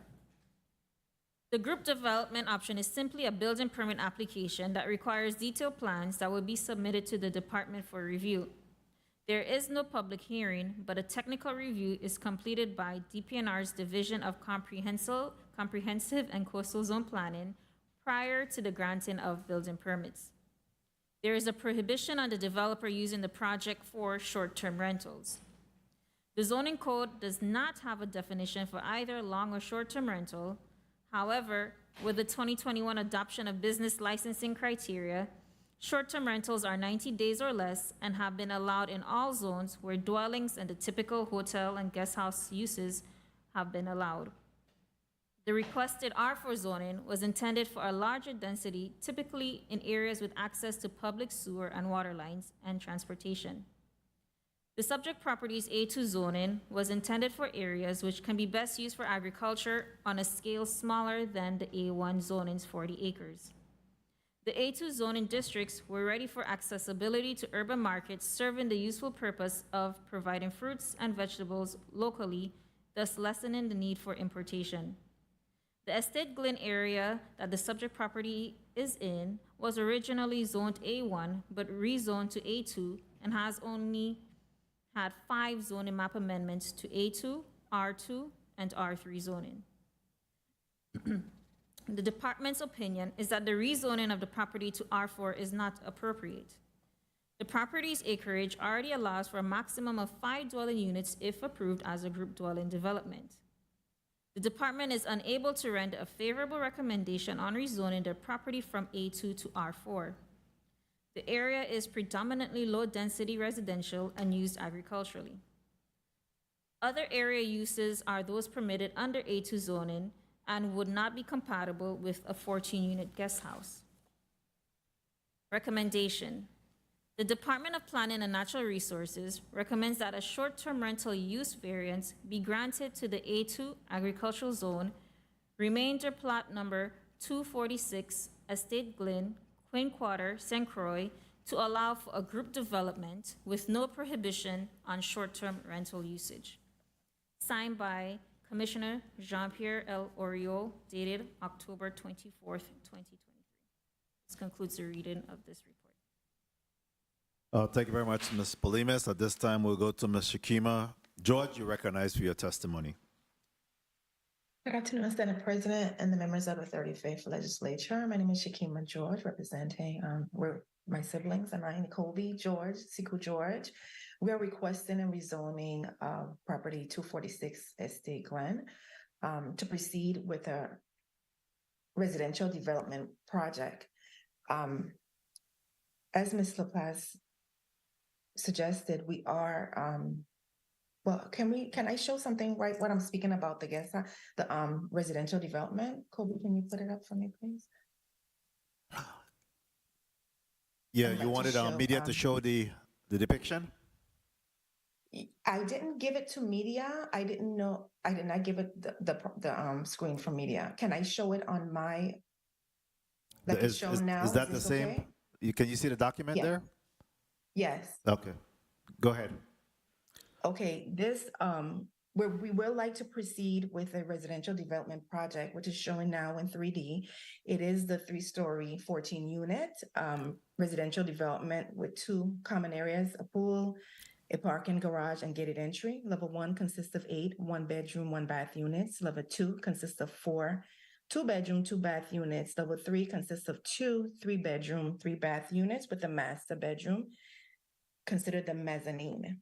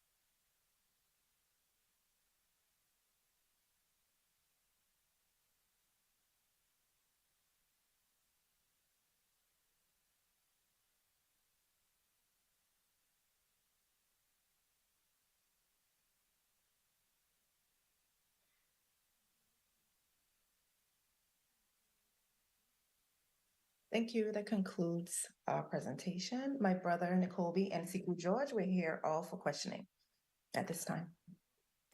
Very well. Thank you for your presentation. Media, do you have any additional site maps to be shown?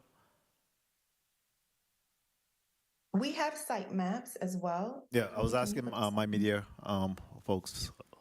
So this is an aerial.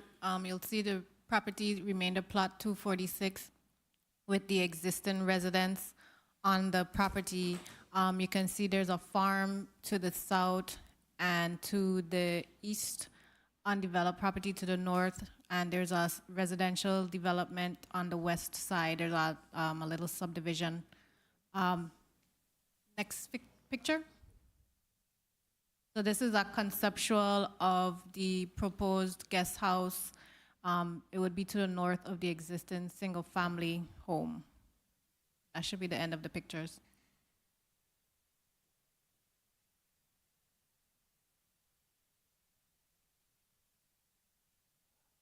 Thank you. That completes that billing. Colleagues, there we have it. Those are the 4 items in this particular block. And what I'll do is allow for a 4-minute round. And, you have the testifiers and as well as the DPNR representative to be able to respond to any questions that you may have during this 4-minute round. And Senator Alma Francis Heiliger, you're recognized for your 4 minutes. Thank you. Good day to my colleagues, to the people of the territory, to the testifiers as well. First, I want to deal with Bill 35-0199.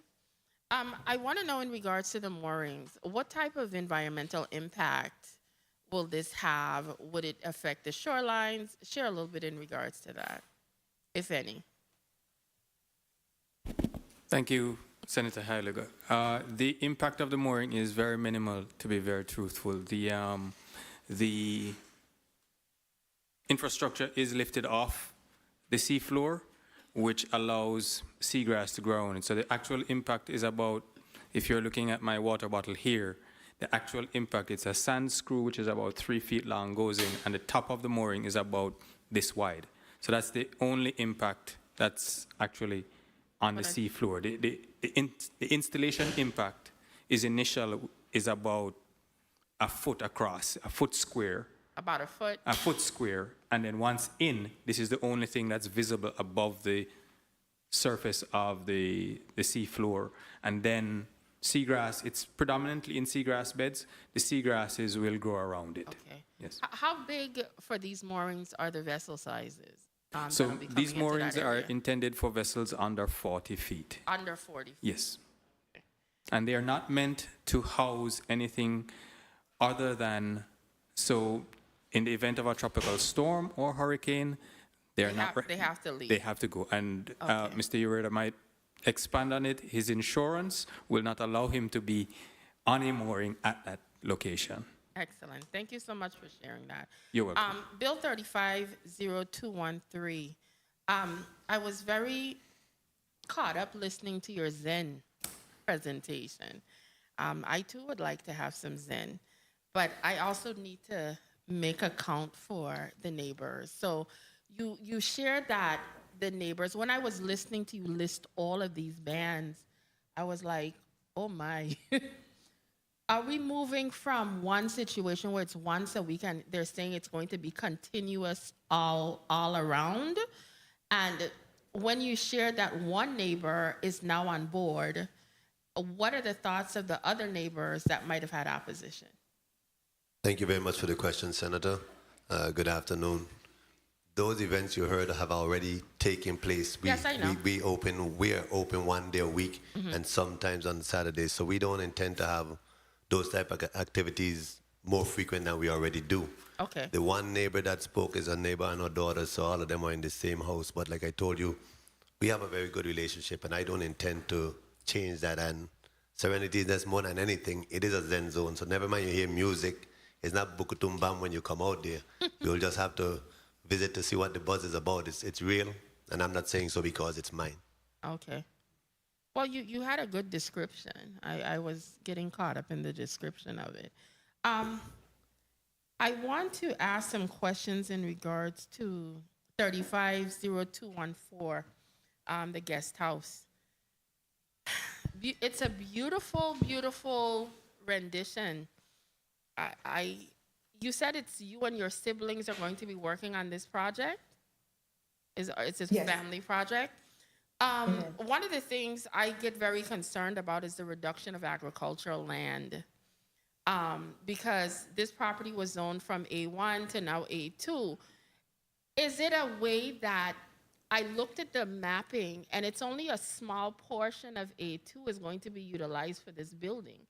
Was there any consideration put into parceling out that area so you could build and leave the rest for agricultural land? I want to ask about that.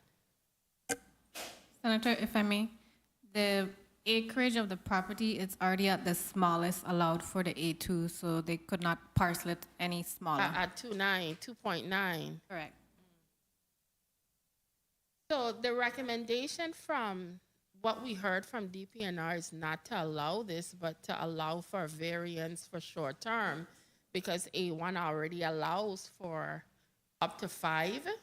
Correct. Is it up to 5 buildings of this magnitude, or just 5 one-story buildings? That's what I'm trying to visualize. What The their A2 vision does is. allow up to 3 stories.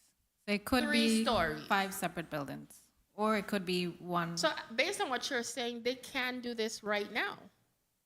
They can get the story count, but not the number of units. Okay, each unit, how much each unit can take? They can get no more than 5 units. They're asking for 14. So basically, they would have to build 3 separate buildings to get exactly, that would roughly be. Well, they were proposing one large building to house all of them. I know, but that's what I'm saying. If the maximum for one is 5, they would literally have to build 3 to get to that 14. Oh, I understand what you're saying. Yeah. Okay, so I'm looking at maybe this is about cost effectiveness as opposed to not being allowed. So I understand that part. My time, that's why I'm rushing. I want to make sure I get everybody. When it came to 192, the hotel, I wanted to ask, what kind of feedback have you gotten from the surrounding individuals in regards to the hotel? Time. If I may, Senator, the department did not get any concerns, questions before, during, or after the hearing. So there's no issues whatsoever that the department heard in regards to this? No, Senator. Okay. And I wanted to know quickly, Mr. Chair, could I just ask my last question? You may, Senator, wrap up. You know, I'm about economic development, so things that could help, such as, you know, having a hotel. I wanted to know, like, what would make this another unique based on their drive to build it? Like, the reason why I'm asking is because we know that there are several hotels in St. Croix. Adding another one, are there any specific features that would propel us granting this to say, hey, this is something so unique that we need it, as opposed to all the other hotels that we already have and are trying to fill? If I may, good afternoon again, Clarence Brown. So I do want to kind of steer away from speaking too in depth about the business aspect of it, but I do want to point out that this would be used an expansion or an enhancement to an existing hotel in Frederiksted called the Fred, right? So this is not a new business venture or new property. I gathered that from reading, but I'm trying to make sure what additional things for this expansion. Yeah, so that's being contemplated as we speak, and confirming that this lot is a candidate for that expansion is kind of step one. But some of the things that would be done here would be additional guest rooms, but also other types of support spaces, meeting spaces, events, that type of stuff. Currently, the Prince Street portion is already used for back of house support, laundry services, that type of stuff. And so it would also be an expansion of those kind of services to serve the whole hotel. Okay. Well, thank you so much for your response. I appreciate the additional time, Mr. Chair. Thank you. Thank you very much, Senator Francis Heiliger. Please, Madam Clerk, if you could recognize the presence of Senator Javon James Sr. And next, the chair will recognize Senator DeGraff. Dwayne DeGraff, Minority Leader, you're recognized for your 4 minutes. Thank you, Mr. Chair. Good afternoon, colleagues. Good afternoon, testifiers, all of you listening and present. For Bill 35-0199, I see in the short title it says, the issue to Joel Ureta for the use and occupancy of submerged lands seaward of Heathen Cove, Chenay Bay, St. Croix, Virgin Islands, and the installation of recreational buoys with a mooring. Is that two separate issues we are addressing? The use and occupancy of submerged lands seaward and putting in moorings are two separate issues, or that's where the moorings will be? May I respond? Yes, sir. Oh, thank you, Senator DeGraff. It is one application, so no, not two separate moorings. It's where the mooring would be located. Sorry.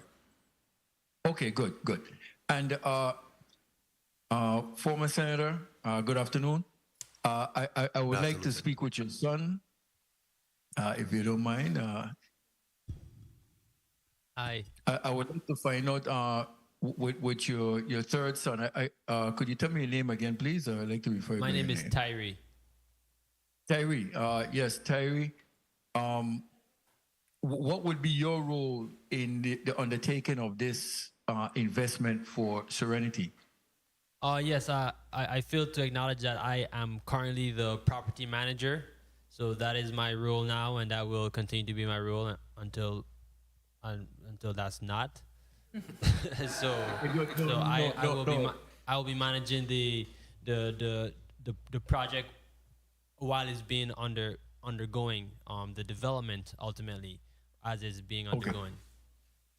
Okay, so the development is where you're the project manager, but in terms of the role of also in the operations of the whole area also? I wasn't clear about that. In terms of you for the development of the entire the operations facility you're working on. Well, the current operations. Okay. Senator, I think he got crossed up. He's the manager of the operations right now. I'm developing the property, but he's managing the facilities right now. the operations. He Yeah, has a I'm degree. just trying to make sure his role is in that he's ready to step into your shoes. That's what I'm trying But to get. his degree, well, he's going to step in his own shoe, but his degree is in hotel and tourism management. So I'm trying to let him see if we can create something that people want to come to. Okay, great.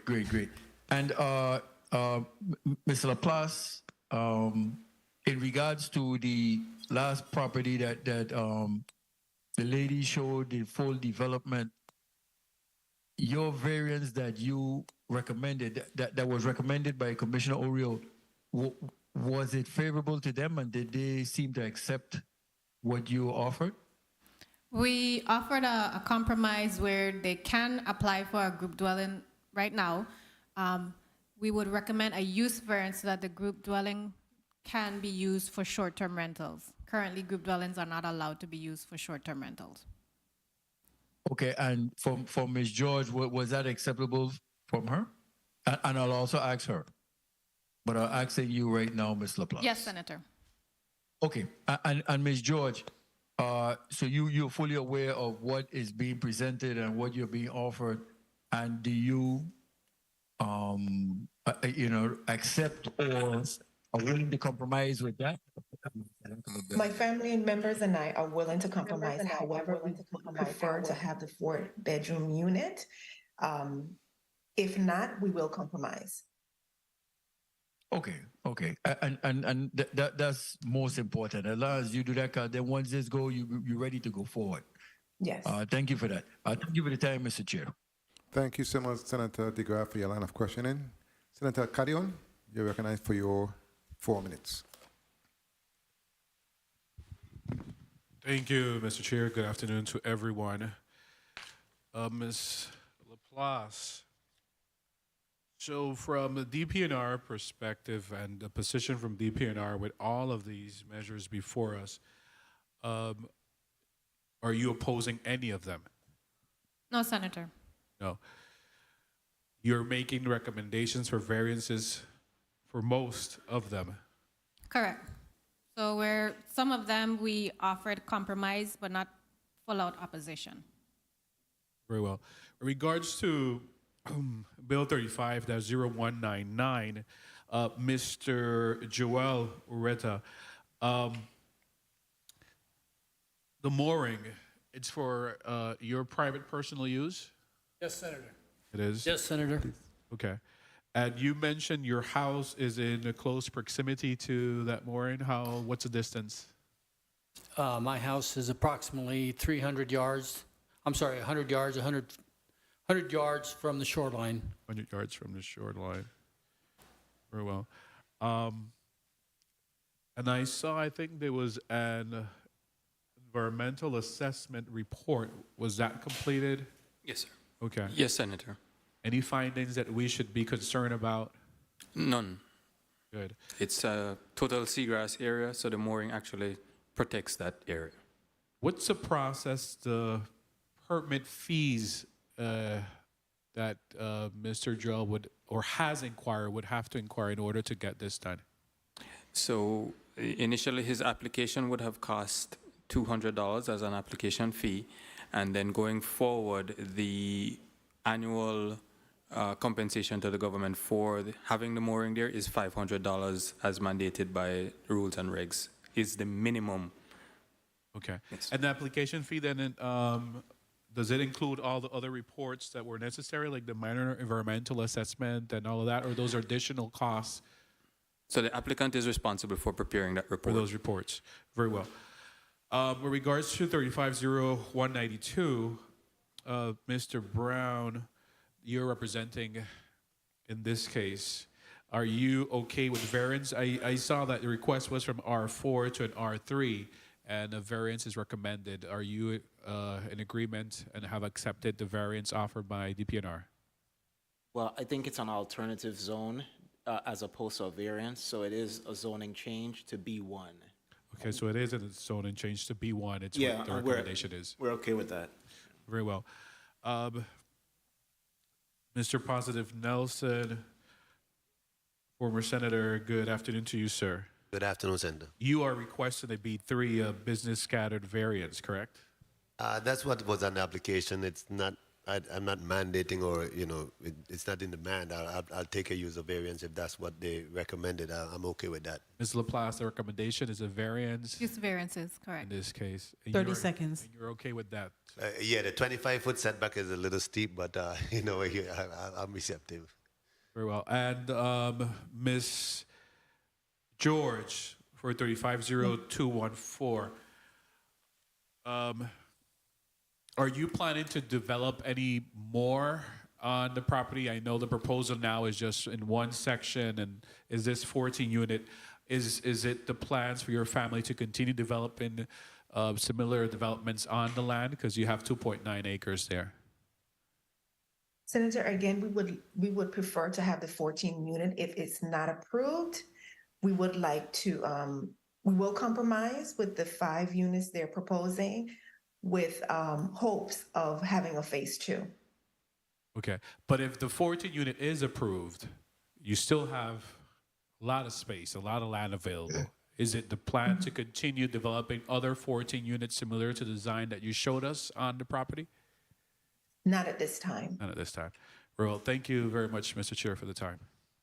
Thank you, Senator Carrion, for your line of questioning. Senator Fred Gregory, you're recognized for your 4 minutes.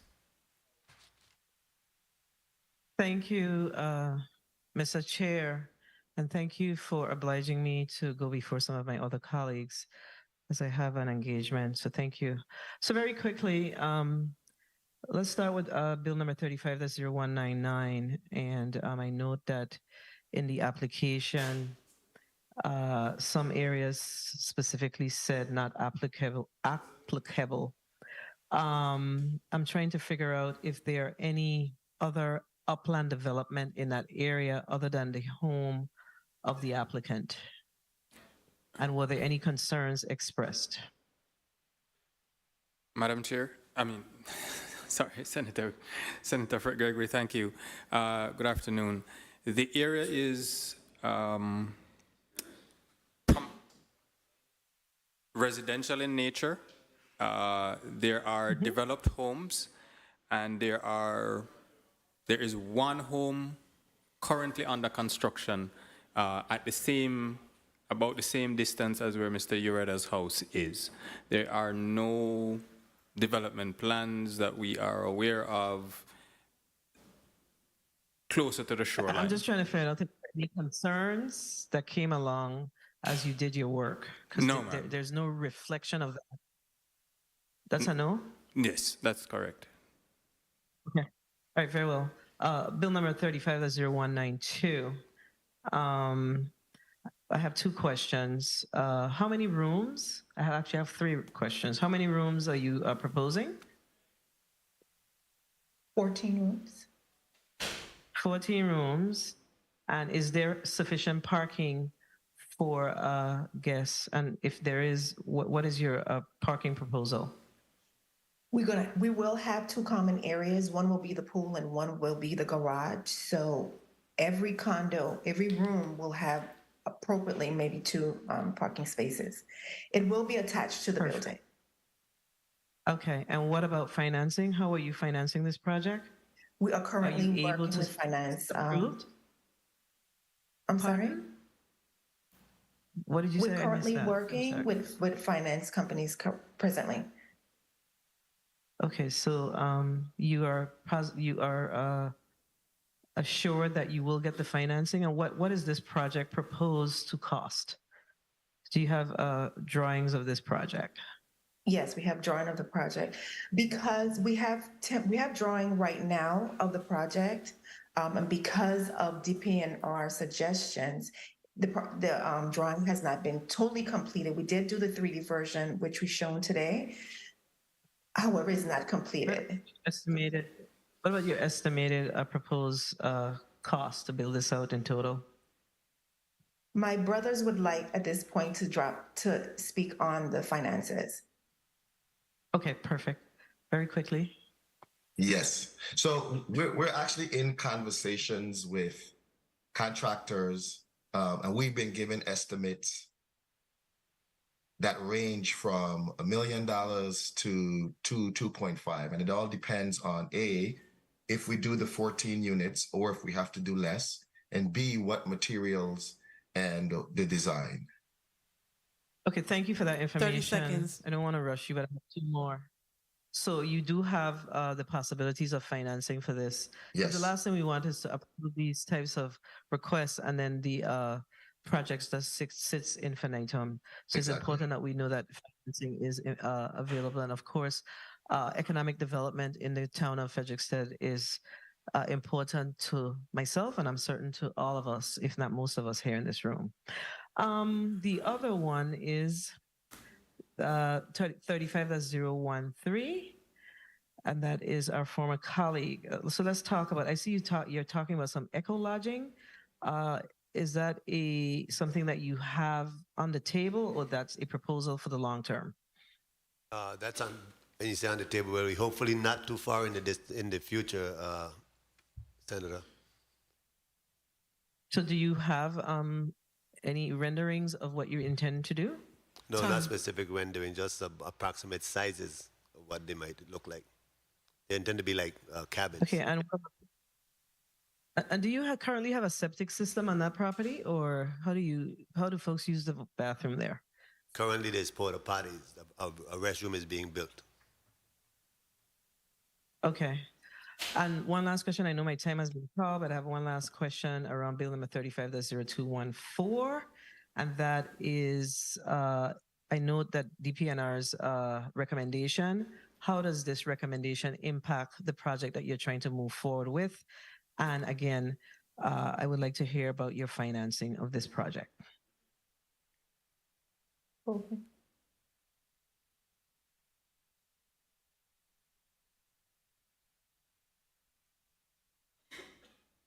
I didn't understand the That's the right question. one? 021, sorry, 3. No. 214, I'm sorry, yes. Please?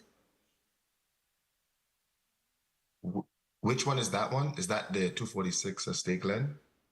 Yes. There are two projects. So I think you answered already. Is Yes. the project the other? Is it the same people? Because I'm in St. Thomas. No. We're having a hard No. time. It's not the same It's people. the Okay. So it's the Senator Frederick, when I that's asked Mr. Brown. earlier- That's Mr. Brown who can answer that one. That's Mr. Brown. Yes. Okay. Please answer. Thank you. Brown. Thank you. Okay, just to be clear, the Estate Glen is not my project. So We know that. The Okay. next one, yours. sorry, Correct. I can you repeat the misspoke question? because we are in a different- So it's around the financing and how does the DPNR's proposal impact your project moving, if we were to move forward with DPNR's recommendation? Yeah, the owners are able to self-finance the project, so it's they just need the permission to move forward. That's internal. And then the B1 was actually an updated request that we made, so it fits perfectly. It just fits better into what town offers, quite frankly, right? If we were outside of the historic town, we would have stuck with the R3, but B1 fits better into the town area, so that works. All right. I don't have any further questions. I'll follow up with you offline. Thank you, Mr. Chair, for the leeway. Thank you, Senator Fred Gregory, for your line of questioning. Before we move forward, the Estate Glen property, can that young man who mentioned the financial status, please put his name for the record? We did not get his name. Nicobe George. Thank you so much, sir. Senator Javon James, you're recognized for your 4 minutes. Greetings to the people of the U.S. Virgin Islands. Thank you, Mr. Chair, for the time. If today we had the opportunity to vote yes, I would have voted yes for Serenity Nest. But in all seriousness, I had the opportunity to attend some of those events, and I must say that Mr. Nelson is a very responsible individual, him and his team. And I see here the proposed use is for an event space with associated business activity. My only question for you, and if it was asked already, my apologies, as far as parking and lights, And I want to mention the lights because you have some influence in government. It needs some lights there. It's not your problem. It's a government problem. We also want to make sure that you have adequate lighting there because it's very dark at times. And how are you going to deal with the parking issue, Mr. Nelson? Yeah, thank you for the question. The lighting you're talking about is the lighting out in the public road. Yes, I know that. Clear. I know that. So we try to address that. We put in some lanterns out there. I ran an extension cord. But yes, you are correct. That's not that I have influence. We're going to ask if there can be a light put on the poles, maybe one or two of those poles outside. They're not for us only, but it's a very dark area going back on the North Shore Road. Anybody familiar with it? So yes. But as far as Serenity's Nest property, we try to keep it lighted just enough. Not we don't want it too bright, but we keep it with a nice glow as you've seen. And we try to keep it safe. So we've been doing little flambeau lights along the road to help and keep it cut. By the way, that landscape you see outside ain't Public Works cutting that. That's I paying to get that done. We are focusing on the lights. The lights, again, the lights we're going to try to get to see what WAPA can do. Unless you need one of us to call for you, which one? That would be appreciated for the safety of the people driving on the road. Well, in all seriousness, I am in full approval of this project. It's a no-brainer, but as far as public safety, that's my only concern. But that's beyond your control. It's a government issue, but I'm just placing it on the record. Appreciate it. And as far as your son, I'm proud to see that your son, I won't say following your footsteps, because he's not into politics. He's going straight into the private sector, so continue to follow your own path. Okay? And I'm proud of you. As far as the bill number 35-0192 to allow for the rezoning of plots number 19 and 20 Prince Street, town of Frederiksted, that's 0192. I'm happy to know that we have some movement in the town of Frederiksted. As far as the public response, there has been no opposition. I really do appreciate when we have these reports showing that there is no opposition. It makes it so much easier for us. And no one spoke in support of. Still good. But I just want to say to Mr. Brown, I'm proud of you as well. You always come down here and you represent yourself professionally. But as far as getting this project up and running, as far as the finance, the individuals of this project, they're ready and rack and loaded once it's passed by the Senate, right? 1 minute. Yeah, financing is in place for the project, yes. Okay, that's all I really need to know. And then for the other one, that is bill number 35-214 from A2 to allow for the construction and operation of a guest house. I know sometimes it's very touchy when it comes to agriculture projects. Can someone just give me some more insight on what's going on there and what was the middle ground as far as DPNR to allow for that using for agricultural purposes? Yes, Senator, I'll go ahead. So the request is for a 14-unit guest house. The units would range from 1 bedroom to 3 bedrooms. The compromise was to encourage them to do a group dwelling, which is already allowed, but we would recommend a use variance to allow for the group dwelling to be used for short-term rentals. The area does have active farms. The A2 zone was intended for small farms of about 2 acres. So that was the compromise, the use variance, and then to encourage them to apply for the group dwelling. It's a concrete structure or wood? Time. I believe they want to do a concrete structure. Yes, concrete. A concrete structure. Okay, my time is called. I don't believe in abusing my time. Of course, we're not voting here today. My only concern was with the agricultural land, but I'm happy that we were able to find some middle ground instead of saying no to the project. It's a good day for St. Croix as we speak about these projects. And thank you, Mr. Chair, for the time. And for the other projects, I'm in support of it as well. It's just that I didn't have some chance to comment on it because my time is up. Thank you, Mr. Chair, for the time. Thank you very much, Senator Javon James Sr. Next, the chair will recognize Senator Angel Bolkes Jr. You're recognized for your 4 minutes. Thank you, Mr. Chair. Good morning, Mr. Chair. Good morning, colleagues. Good morning to the list. Oh, good afternoon. Good afternoon, Mr. Chair. Good morning. Good afternoon, colleagues. Good afternoon to the listening and viewing audience. Good afternoon to the DPNR representatives and, of course, the individuals seeking zoning requests here today with us. I did not see any opposition whatsoever by DPNR concerning these zonings. There are specific requests on your behalf concerning what could potentially be done by the individuals seeking zoning requests. And I'll start off with 0199, basically trying to get a mooring for his boat, which I don't see an issue with. I will ask Mr. Hibbert, however, how frequently do you visit moorings to assure that individuals are maintaining the mooring properly, DPNR? So I'll comment on that as DPNR as a whole. CZM does, in fact, have the Division of Environmental Enforcement that is tasked with that responsibility. Currently, to be frank, not very often, but we are changing that. Let's do that. And I don't want my time to expire, but let's try to do that. I have no opposition to 35-0199 at this time. Moving forward to 350192, Mr. Clarence Brown, of course, the Fred sort of expanding what would be considered a remote location of sorts, a satellite location. So it's always good to hear that the town of Frederiksted is seeing a bit more economic activity and revitalization. I'd like to see a lot more going on in Frederiksted, but we thank you for your efforts in trying to continue that effort from the economic standpoint. Concerning your expansion with the satellite, you said it may yield 30 guest rooms. Why is it may? Do you not have a specific plan pertinent to the amount of rooms?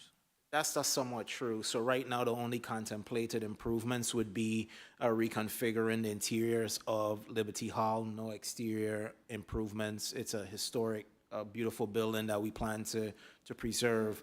But we do need to study both the Prince Street site and on the lot to see what the future business model yields.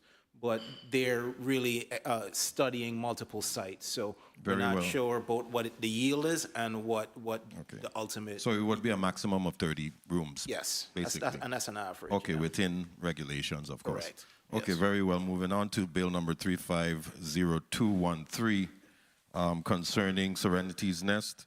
And good afternoon to you, Mr. Positive Nelson, and your son as well. You know, I'm a proponent of, you know, stress-free activity and decompressing and mental health, and the things that I've seen so far that you've been doing with Serenity Nest have all provided such things in our community. And I see that you want to continue your efforts to expand on that, because mental health is a very important part of our societal framework and how we operate as people. And we must always show respect to one another and be decent and good human beings. So I like the efforts that you're moving forward with. Expanding Serenity's Nest as a relaxing space where people can come and decompress. There were a few things in the recommendation. Are you okay with all of the 3 recommendations that DPNR have provided in their statement? One was 25-foot adjacent from residents, buffer trees, etc. Are you okay with all of those recommendations? The 25-foot is a little complicated and maybe 2 of the sides, but you know, I'm working within that. Right now, the R1 really allows for like 10 or 15, and I'm okay with that. The 25 is a little steep, and so because a portion of the land is real narrow, and if I was to take 25 off of that, it's really gonna squeeze me in. But I'm open, and I'm grateful for anything we can get. Okay, excellent, and I appreciate you having that flexibility. And Mr. Chair, if I may, just touch on the last bill. You may, Senator. Thank you, Mr. Chair. I appreciate it. As for bill number 350214, my only question, and some of the questions I had about the property were already previously asked. Water source, I know you said cistern and a well. How sure are you that this well system that you're connected to will provide the adequate amount of water for the sustenance of the property? Yes, and so I'll respond to that. So that's the reason why we actually have requests into WAPA for portable water, and we have requests into waste management for septic. So the thinking is between cistern, the well, and public water from a hybrid standpoint that we'll be able to sustain. Okay, well, We'll have to look into that. But I just wanted to ask that question because, water is a commodity that we all need in our lives. And I wouldn't want you to build such a beautiful property and be running out of water and having trucks being shipped, water trucks coming to deliver water every day. But I commend your efforts in what you're trying to achieve and look forward to seeing what else is in store for guest services and, of course, housing here in the territory, of course, on St. Croix more so. Mr. Chair, thank you for the time. I appreciate it. Thank you very much, Senator Bolkes Jr. Next, we'll recognize Senator Potter. You're recognized for your 4 minutes. Thank you very much, Mr. Chair. Good afternoon, colleagues. Special good afternoon to the testifiers who are here in the well with us testifying on the various projects. For the most part, I don't see any project that I am not comfortable with. It's always good when the subject matter experts weigh in on it and provide their input. And subject matter experts at CZM are completely in support. Mr. Hebert is completely in support of the first initiative. I wanted to ask you though, Mr. Hebert, I know previous speaker sort of touched on it before, the whole idea of monitoring, enforcement, and compliance. And I know in these types of environments and meetings, the objective is to grant approval.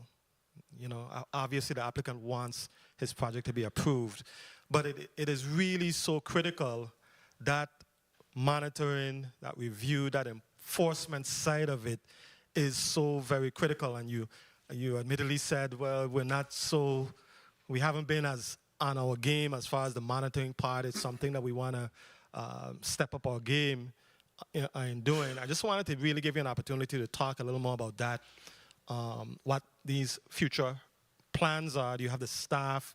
Do you have the capacity and the wherewithal to do the enforcement that really is necessary? Thank you, Senator Punter. Good afternoon. So I'll speak briefly on 3 things that are currently in the works. One is the expansion of DPNR's fleet of vessels and response units. And that is, in fact, a reality.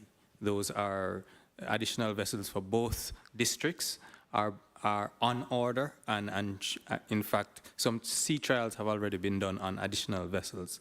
The continuing recruitment of personnel to staff and monitor these areas is also ongoing. I think we have an additional 2 members of the police training unit that are going to be coming to DPNR. The third is that we have some hybrid situations. In fact, we have the Coral Reef Restoration Foundation. Because this mooring in particular is in the Eastern Marine Park, we actually have more vigilance of these units more than other areas. So we have Marine Park staff that are able to go and check moorings inside the park regularly, and they do that more regularly than other areas because it's in the Marine Park. Okay, thank you very much. Fair enough. Serenity Nest, I must say, I'm always impressed and pleased with family businesses. And Senator Nelson, I am very pleased with what I am seeing and what I'm hearing about Serenity's Nest, the things that you're doing there. I know there was some pushback, apparently, and you mentioned that the one neighbor who was one of the primary persons who was concerned is now on board. Yes, we spoke. We actually met a few days ago. And, it's legitimate. It's fair enough. Hey, positive, this thing going to be every day like this Sunday. And right. No, it's not. That's my place of peace. I actually created Serenity's Nest while I was a senator. That was my exhale after a hard day's work in the legislature. That came out of this. That was my thing. It sounds like the whole concept is such a beautiful concept, Serenity's Nest. And my question was, will the development, and you're talking about the restaurant, the amphitheater, the barbershop, the salon, Mr. Chair, if I may just wrap it up, is that going to change the I guess the culture of that, the vibes. Thank you very much. Of that entity. Thank you very much for the question. We will do all within our power to protect that vibe. That place was intentionally developed. Those things you hear us talk about, the bar. So we already have a bar there, but in order to be legitimate, we need to get it rezoned so that I can get the appropriate license. So a little outside bar is already built. We already do food vending there. I'm not really developing a restaurant. It's really a kitchen cooking area. It's outside venue space. The salon is just pretty much going to be a place where my daughter currently does massages by appointment. So we're just giving her a space where she can have more privacy so people can get massages, or if somebody wants to do maybe natural hair or, natural nails or something like that. And when you hear us say amphitheater, we call it the amphitheater stage. It's because of how the land slopes. That stage is going to be, we call it amphitheater. We have 3 stages. We call it amphitheater stage, the patio stage, and the garden stage. Those are different gazebos located at Serenity's Nest based on the activity you want to have that you utilize. So we don't intend to take away from the vibe. It's actually, the vibe is what we want to protect. Actually, that's what we're marketing, exactly the vibe. And we're allowing, with the eco lodges, eco cabins, it allows people to overnight. And if I have a band that, let's say I bring in a band from St. Thomas, they can stay at Serenity's Nest as opposed to me trying to go rent from somewhere else. So it all goes into the part of the plan, the business model. Thank you very much. I like what I hear, Mr. Chair. I'm not going to abuse my time. The other 2 initiatives, I'm in support of. Thank you very much. Thank you very much, Senator Potter, for your line of questions. Right before we go to the next senator, which would be Senator Maurice James, I wanted to ask you, Mr. Hibbert, in regards to the $500 annual fee that have been assessed for the Chenay Bay mooring, what is the formula that was used to derive that amount? Is it industry standard? Is it the CPI, the Consumer Price Index? So how did you arrive at $500? So, mandated by the Virgin Islands rules and regs, the $500 is the minimum amount we can charge for a mooring. And so we stayed at that. So in terms of negotiation, normally we would use a fair market value of the landward side. But in fact, Mr. Ureta's parcel is not directly adjacent to the area. In fact, the parcel, and I just wanted to mention it, the parcel fronting the beach area is actually owned by the St. Croix Environmental Association. So it's a green parcel that is there for the community's use, and it's public access. So he goes through the public access and then swims out or uses a paddleboard to get to the vessel. So it was mandated under, we use the minimum standard in the current code. Very well. Mr. Ureta, the vessel is used for what? This is for your recreational use? Yes, Senator. Yes, recreational use only. And the size was a 25-footer, you said? 25-foot Parker. All right. And do you sublease or do you allow for other individuals to be able to moor there? No, I do not. Thank you. And Serenity, just real quickly, former Senator Nelson, I know that there was a 2 a.m. cutoff for the playing of allowed music. Have you been adhering to that, and do you commit to continue to adhere to that? Because part of the Zen is to make sure that you get peaceful rest, correct? Yeah. So you want to make sure that your neighbors and other people, because again, the music carries, that in fact by 2 a.m. I know people get a little bit anxious whenever you have a large crowd and music is good, but we want to make sure that you're adhering to that 2 a.m. cutoff as required. Yeah, Mr. President, we don't usually go until 2 a.m. It's very unlikely and unusual that happens. New Year's coming up, I don't know if that will be a little different, but we don't usually go till 2 a.m. Yeah, there's always an exception for the New Year's, and once you get the proper permit and everything, that's an exception. I will adhere to that. Thank you. Thank you. Next, Senator Maurice James. Mr. President, my son has a 3 o'clock appointment. He might have to leave too in a few minutes. I'm sorry? My son, Tyree, has a 3 o'clock appointment. He has to leave out too, so he'll have to leave in a few minutes if you don't mind. No problem. You'll be able to handle it without him? I think so, Mr. Chair. Okay. No problem. Senator James, you with us still? I know you had some power issue. Senator Maurice James.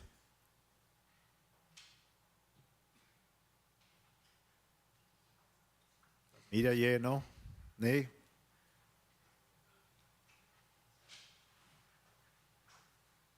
Very well. We move on to the next senator, which will be Senator Carla Joseph. You're recognized for your 4 minutes. Madam Secretary. Pleasant good day to everyone, and thank you, Mr. Chairman, for the time. Season's greetings to everyone within the listening and viewing of my voice and person. I want to begin my line of questioning with Bill number 192, and this is for the Fred Hotel. Mr. Brown, Clarence Brown, it seems like you'll be here a lot of times. How many rooms are they? It's 30 guest rooms that they are projecting to build or rebuild in this area?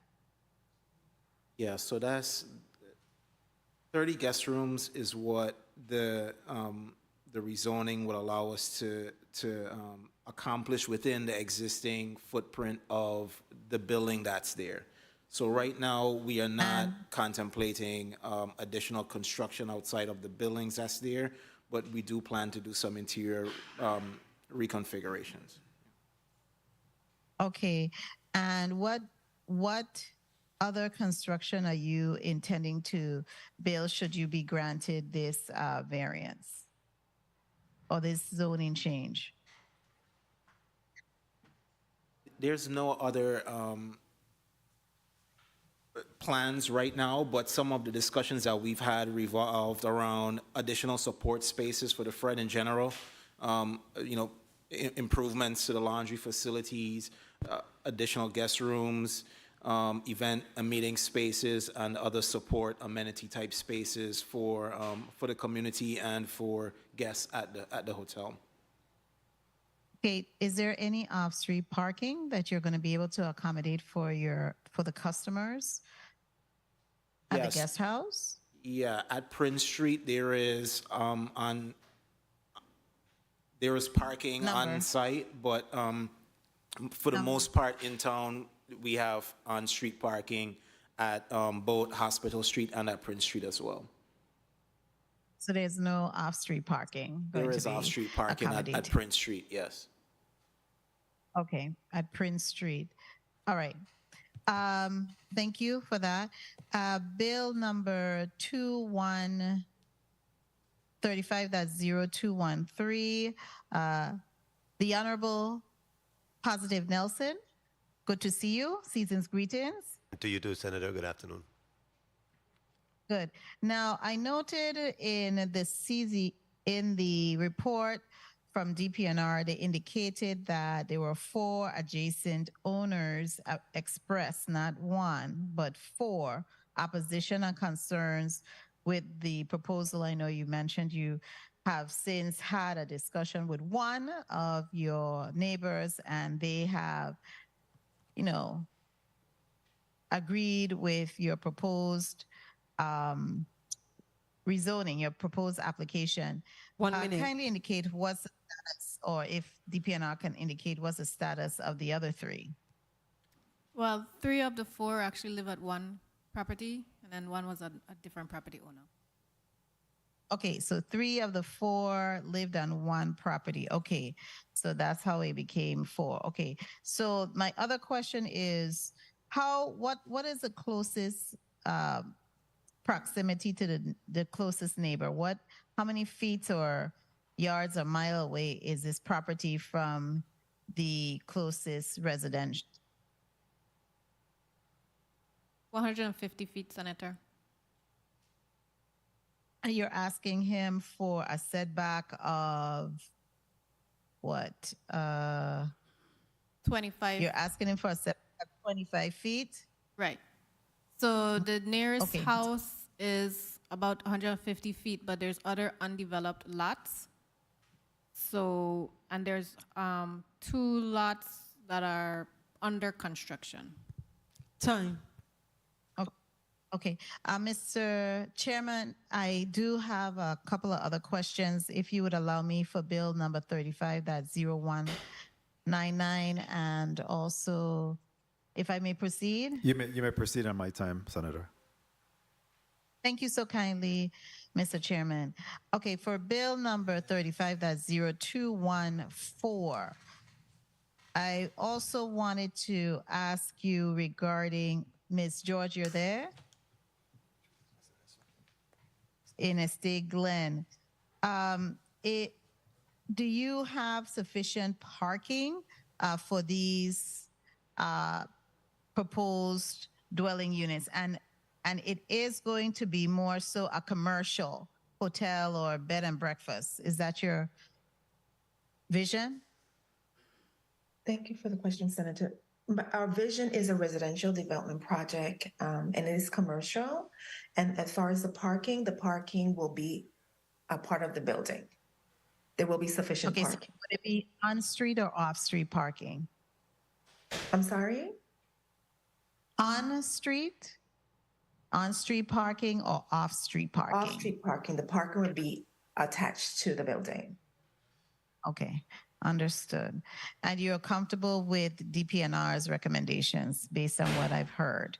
Now, finally, bill number 35.0199. Mr. Hebert, kindly indicate for us whether these moorings that are being proposed by the applicant, if there would be instances where he can rent these moorings and buoys. Good afternoon, Senator Joseph. It's only one mooring and no. Okay. Okay. There's only one mooring. Okay. And do you have an idea what the depth of the water is there, where the moorings are going to be placed? It's about 8 to 10 feet. And what? 8 to 10 feet. And the type of boats that would typically be moored there? The applicant is proposing a 25-foot recreational vessel. So it's only one type of vessel. It will be only for that vessel and none other. Okay, and this is powered or Yes. is a powered vessel? It's a motorized vessel. I'm not sure of the engine Okay. size. Okay. All right. Thank you so much, Mr. Chairman, for your leniency. I don't have any other questions, and I will be in support. I do need to visit the sites. I'll do those in the coming days. Thank you kindly. Thank you very much, Senator Carla Joseph. Next, we'll go to Senate Vice Chair, Senator Marvin Blyden. You're recognized for your 4 minutes. Thank you so much, Mr. Chair. Good afternoon to my colleagues, listening and viewing audiences, staff, central staff. Good afternoon, testified, and thank you so much for your testimonies. Let me start with bill number 35.0199. I know it was stated in testimony that basically to accomplish the mooring system for personal use is environmentally friendly, and it's basically mooring versus anchoring, so it's less stress on the seagrass, etc. So I have no problem with that. I definitely will be supporting that. In respect to bill number 35.0231, Serenity's Nest. Good afternoon, Mr. Nelson. Good afternoon, In respect to the 25 feet setback, that's going to change or affect the vibe that you want in any way, shape, or form? It would just squeeze me to the front, to the front. It would just take away some usage of the land, of course. So, Well, everything will still be blessed. as much as it can be, yes. Very well. I prefer not to have that squeeze in the front. The front of the property, if you could see the map, is real narrow already. The roadside front is real narrow, and That's why I asked the just so- question. yeah, so to do it in front there is gonna really squeeze me, but You work with it. I gotta work with what I'm allowed to do. Yes, thank you. Okay, very well. In respect to bill number 35.0192, Mr. Brown, I come to you. I have some aches in respect to this one because I advocate strongly for economic development, but at the same time, I advocate even stronger for housing. And we take away basically 20 units offline during a crisis for 30 units for guests. And personally, that I have some headaches with that, honestly, with that one. You know, but it's always good to have more hotel rooms, as a matter of fact, and in the historical town of Frederiksted, I think also it's important to have, and any other town, to have residential individuals in those towns to support the businesses. You know, most towns are basically doing that these days. It makes sense.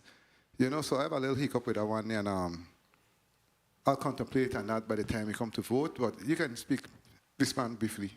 Yeah, if I could just respond briefly, I think this is a discussion that we had quite a bit as well, so it's an issue we're aware of. I do want to say that that the owners, they need residences there. So this rezoning does not necessarily mean that these sites will not be used for residences. What it means is they get additional flexibility to add guest rooms as well. Many of the tenants that are currently using that site they work at the hotel, okay? And so the hotel, as part of their business model, is important for them too to have long-term residential accommodations to support it. So it's baked into their overall plan is to make sure there's housing, long-term housing. But I'm happy you mentioned that. So you got me, because that's very important, and I get it, and I appreciate your responses. And in respect to bill number 35.0214, Ms. George, I know that rendering is amazing, basically. It's futuristic. But I want to speak to your brother, because he spoke to an assessment with contractor, and he spoke between 1.5 and 2. No, that's going to cost way more than that. And in terms of financing, do you have access to the financing in order to support such a project, number one? Number two, based on your drawings, how many, and your plans, how many jobs are we speaking to, and how many construction jobs are we speaking to? Can you speak to that, please? Or are you able to speak to that?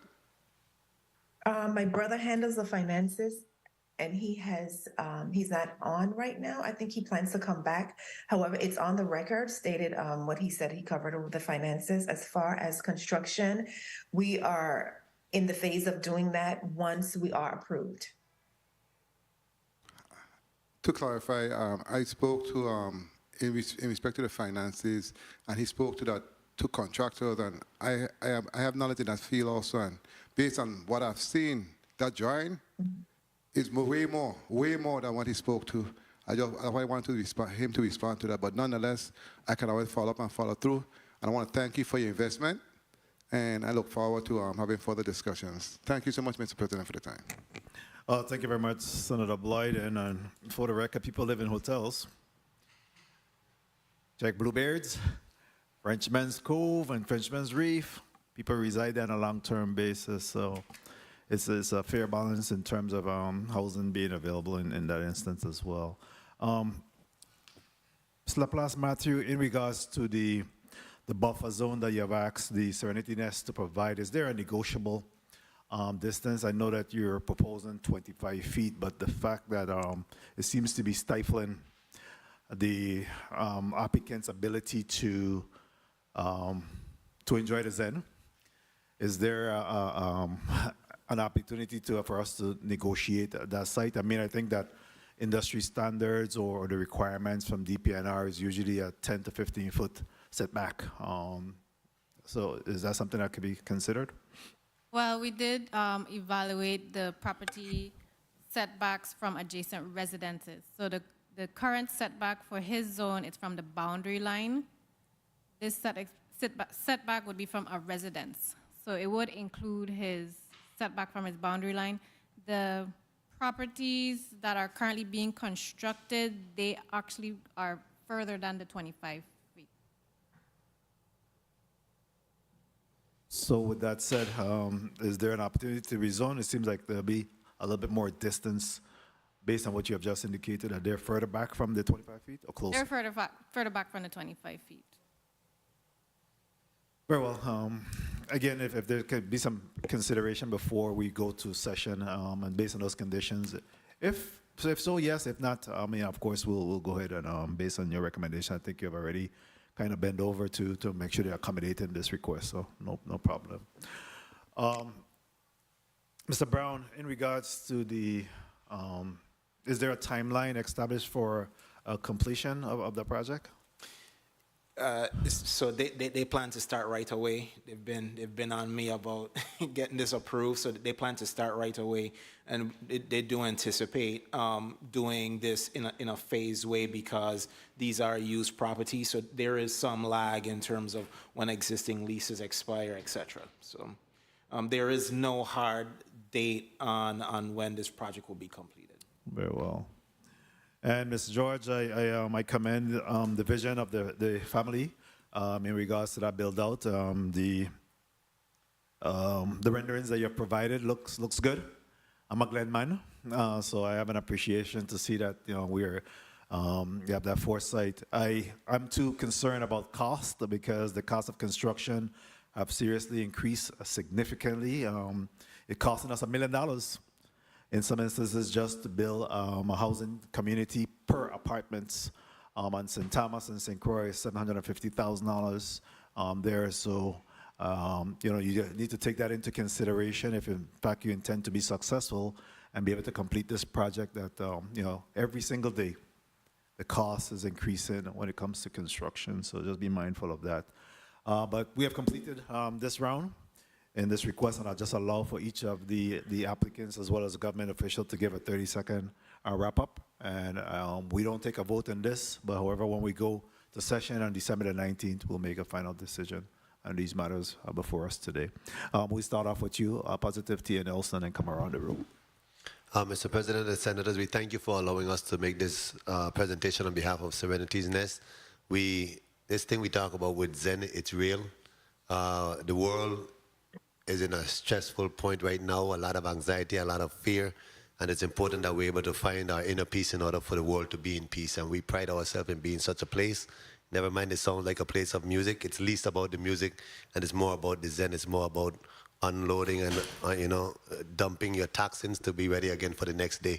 So we look forward and hopeful that we get a favorable decision, and we will be good stewards of such a vote. Thank you very much, DPNR, and all of you for listening. Thank you very much. Mr. Nelson, next we'll come to Mr. Ureta. Yes. Thank you, Senate President and senators and guests. Thank you for the opportunity to present my case. And that's all really I have to say. Thank you. Thank you. Mr. Hibbert. Thank you, Senate President. We are always grateful for the legislature's hospitality to allow the professionals of DPNR to have a say and to do what you have asked us to do, which is to protect and preserve and stimulate economic growth in the territory. So thank you very much. Thank you. Ms. Polemis, any closing comments?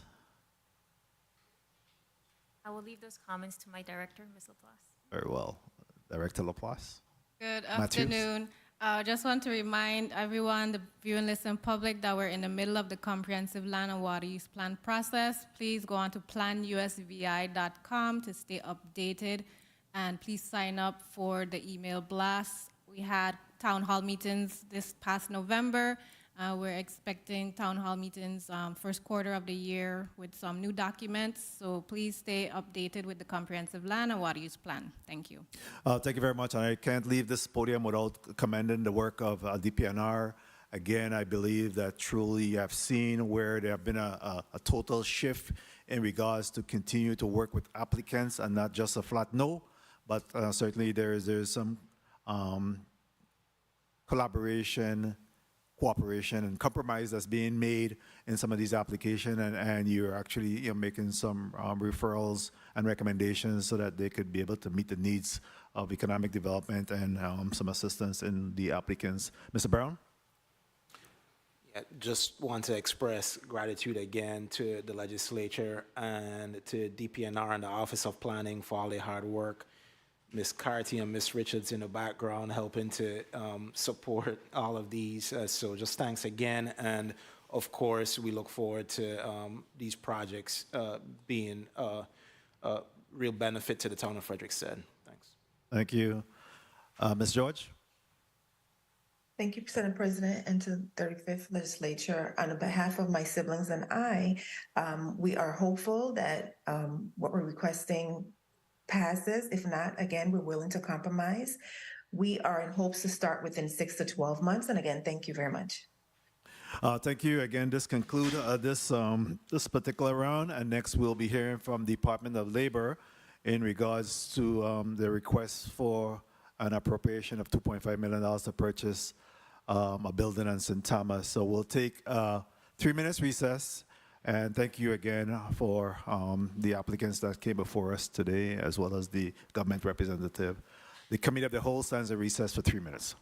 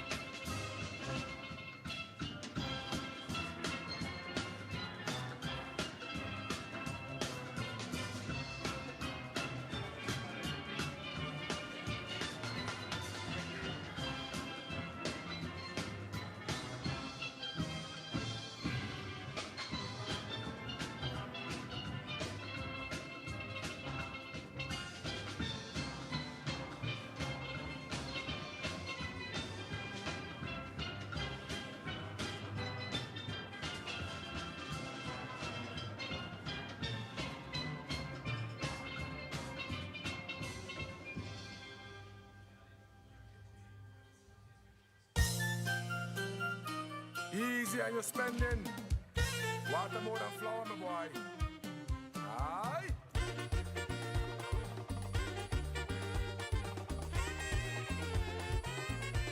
Virgin Island style.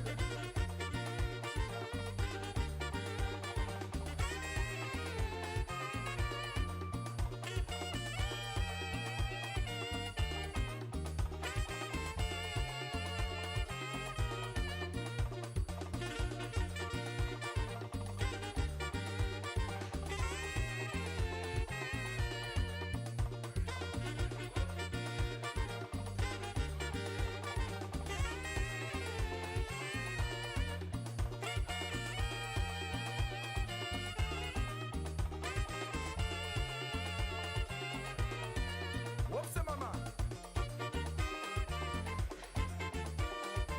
Latin quail, my boy. Give me. Just jam. A Christmas style jam. Aye.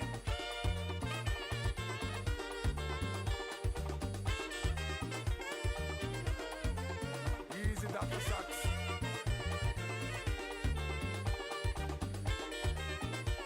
It's the season.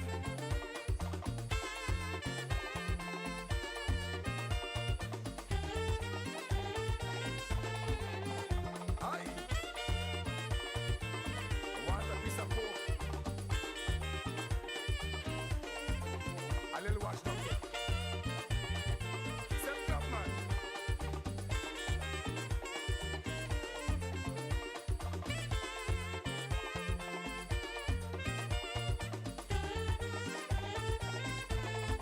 Best of them.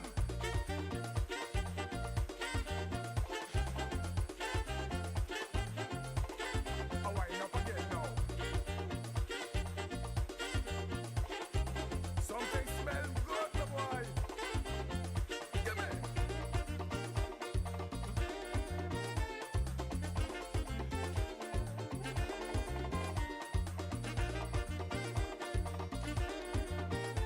Too much rum, Rudolph. Too much rum. Watch your face.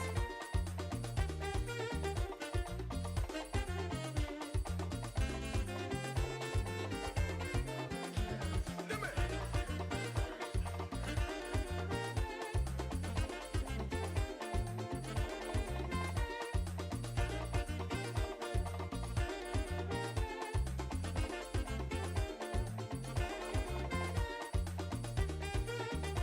Then the mother cruise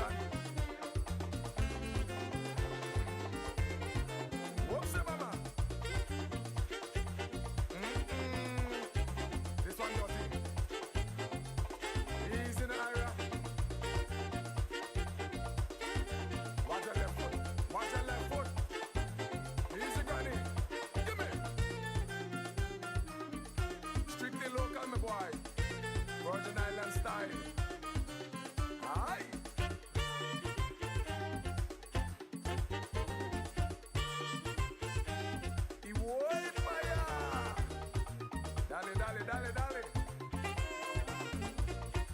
Dale para abajo.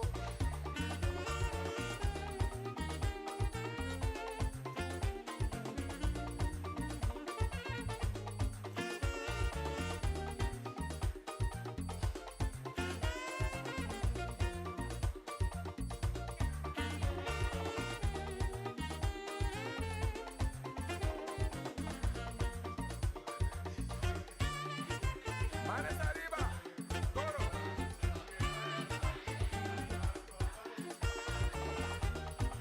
Antes de Colón. Suave, papá, suave, suave.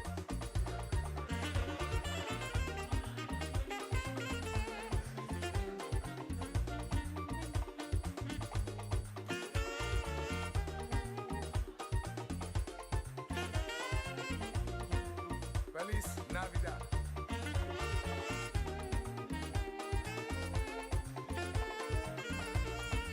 How you feeling?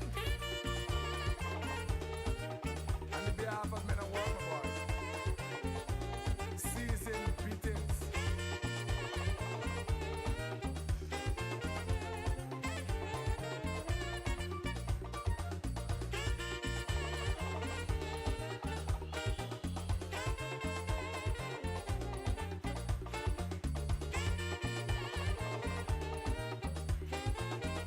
I smelling something. I smelling something. The pork bunny. Check the pork in the oven. Give it. Just jam. A Christmas style jam. Give it. Virgin Island style all the while, my boy.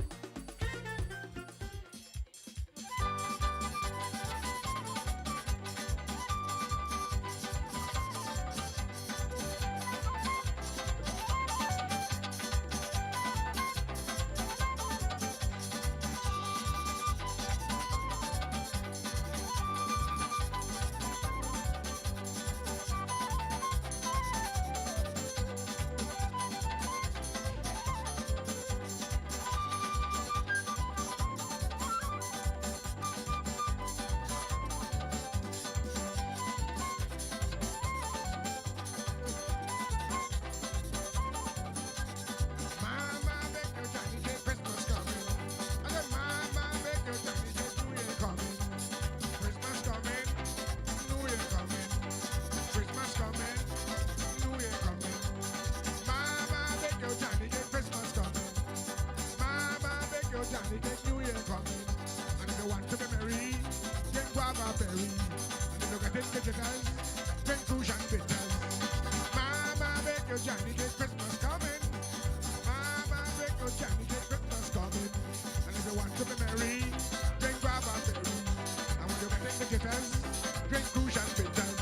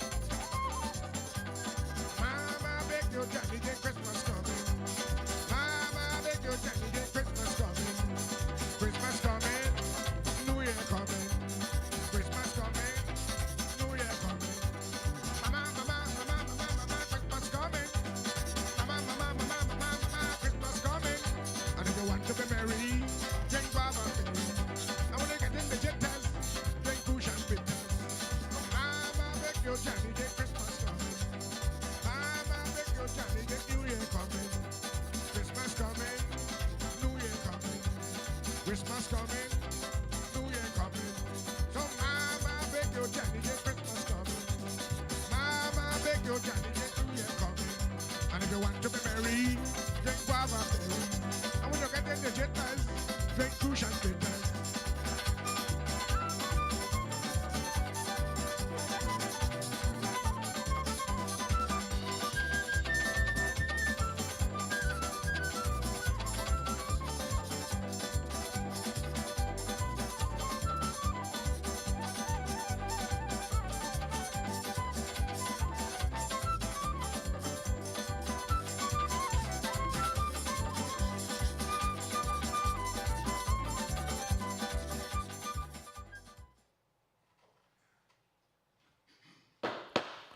And we're out of recess. Again, we're in the Committee of the Whole today, and we just completed the first block of the Committee of the Whole.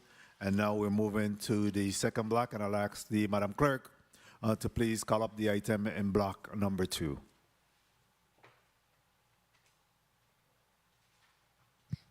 Block number 2, Bill number 35-0210, an act appropriating $2,500,000 for the purchase of plot numbers 53A, 53B, 54A, and 54B, Crown Princess Garda, Crown Prince Quarter, Charlotte Amalie St. Thomas, Virgin Islands, by and between the Government of the Virgin Islands, acting through the Department of Property and Procurement, and Conroy H. Watt and Kenneth I. Sweeney.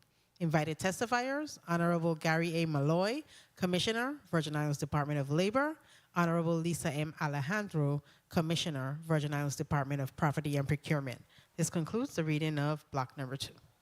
Thank you very much, Madam Clerk. At this time, we'll go to the testifiers. And of course, they have already been seated in the well. And good afternoon, Commissioner Malloy. Please introduce yourself at this point. Good afternoon, Gary Malloy, Commissioner, Department of Labor. Good afternoon, Nisha Christian Hendrickson, Assistant Commissioner, Legal Counsel, Department of Labor. St. Thomas. Good afternoon, Gene Ford, Assistant Commissioner, St. Thomas. Good afternoon, welcome. Vincent, Property and Procurement. Say that again, please, Deputy Commissioner. Vincent Richards, Assistant Commissioner, Property and Procurement. Assistant Commissioner. Thank you. At this time, who speaks to bill number 35-0210? I do, Mr. Chair. Senator Balkes, you recognize for presentation on bill number 35-0210. Thank you, Mr. Chair. Mr. Chair and colleagues, I rise before you today to introduce a bill of profound significance to the government of the Virgin Islands. This bill proposes the acquisition of the property located at 53A, 53B, 54A, and 54B, Crown Princess Garda. A move that echoes the wisdom of prudent fiscal management and reflects our commitment to sustainable government operations. For nearly 40 years, we have seen the Department of Labor, along with other critical government agencies, operate under the financial strain of rental agreements. This situation mirrors the broader challenge faced by governments worldwide: the balancing between short-term operational needs and long-term fiscal responsibility. The Virgin Islands government, through this bill, has the opportunity to transition from a cycle of perpetual renting to one that is of asset ownership. Let's draw a parallel with the familiar scenario of a family choosing to purchase a home rather than rent indefinitely. Just as home ownership represents stability and financial prudence for a family, acquiring this property symbolizes a similar shift for our government. A move towards a long-term, sustainable stability and cost effectiveness. This bill is not merely about real estate transition. It's about setting a precedent for how we manage our resources and plan for our future. It's about transforming a significant financial outlay into a lasting asset. By purchasing this property, we will be securing a stable and permanent location for the Department of Labor, which is a vital department for our community and efficiency of their operations. It represents a strategic step in strengthening our government's infrastructure and financial health. I urge you all, members, to please consider the long-term benefits on supporting this pivotal legislation. Thank you for the time, Mr. Chair. Thank you very much, Senator Bolkes, for presentation of your bill. At this time, we'll go to Commissioner Molloy for his testimony, and then, of course, we'll go to the Assistant Commissioner, Vincent Richards, from Property and Procurement. Commissioner Molloy. Good afternoon, Honorable Senate President Novell E. Francis Jr., Chairperson of the Committee of the Whole, Vice Chairman Senator Marvin A. Blyden, distinguished senators, the viewing and listening audiences. I am Gary Molloy, Commissioner of the Virgin Islands Department of Labor.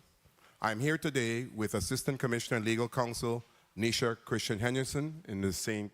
Croix chambers, Senate chambers, and with me today in the St. Thomas chambers is Assistant Commissioner Jean Ford. Thank you for inviting the Virgin Islands Department of Labor to provide crucial testimony on Budget Request 23-0872, an act appropriating $2,500,000 for the purchase of plot numbers 53A, 53B, 54A, and 54B, Princeton's Gata, Crown Prince Quarter, Charlotte Amalie St. Thomas, Virgin Islands, by and between the Government of the Virgin Islands, acting through the Department of Property and Procurement, and Conroy H. Watt and Kenneth I. Sweeney. The proposed initiative seeks legislative approval for the appropriation of $2,500,000 to acquire the simple fee title of the property from Conroy H. Watt and Kenneth I. Sweeney.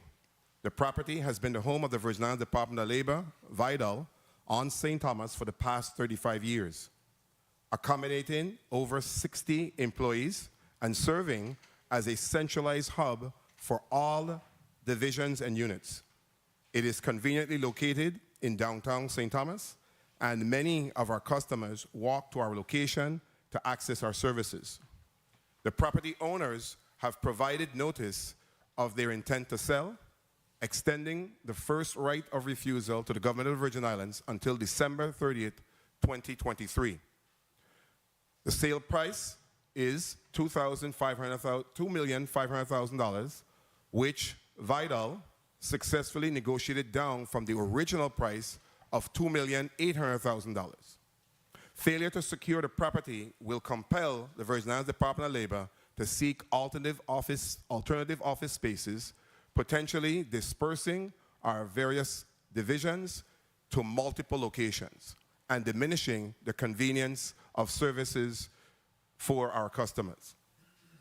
The property houses crucial divisions to include the Bureau of Labor Statistics, Hearing and Appeals, Labor Relations, OSHA, Unemployment Insurance, Workers' Compensation, Workforce Development, Youth and Apprenticeship, and our workforce partner, Equus Workforce Solutions. Consolidating these divisions under one roof enhances operational efficiency and provides a one-stop location for customer convenience. The property, built in 1984, has withstood major hurricanes and is well maintained, offering 16,307 square feet of office space and on a 21,261 square foot tract of land. The unique opportunity to purchase this property will significantly reduce the Virgin Islands Department of Labor's rental costs, currently exceeding $20,000 per month for the last 39 years, amounting to over $9.3 million, a substantial financial burden to the government of the Virgin Islands. The three appraisal reports and structural evaluations commissioned in accordance with 31 VIC Statute Section 231AA support the purchase price of $2,500,000. The appraisals support the asking price, and the owners have agreed to the government's offer providing a chance to secure a stable, long-term facility to meet the department's needs. The Virgin Islands Department of Labor made several attempts to find other locations, but it was determined that there were no other suitable locations that could accommodate all staff members while servicing all our customers that may have barriers related to travel. The urgency of this matter is underscored by the eagerness of the owners, Mr. Watt and Mr. Sweeney, to resolve this agreement and to close this purchase within 90 days. Therefore, being on the agenda for this Senate committee meeting today is vital to facilitate a prompt vote for inclusion on the session agenda slated for Tuesday, December 19, 2023. Support in expediting the legislative approval process will allow the government of the Virgin Islands to acquire a valuable asset, reduce rental costs, and enable a stable and permanent location for the essential operations of the Virgin Islands Department of Labor. I would like to take this opportunity to thank the Virgin Islands Department of Labor team, all my colleagues, and fellow agencies for their support and efforts. I stand ready to answer any questions you may have at this time. Thank you very much, Commissioner Malloy. Next, we'll go to Assistant Commissioner Vincent Richards to give his testimony on behalf of the Department of Property and Procurement. Good afternoon.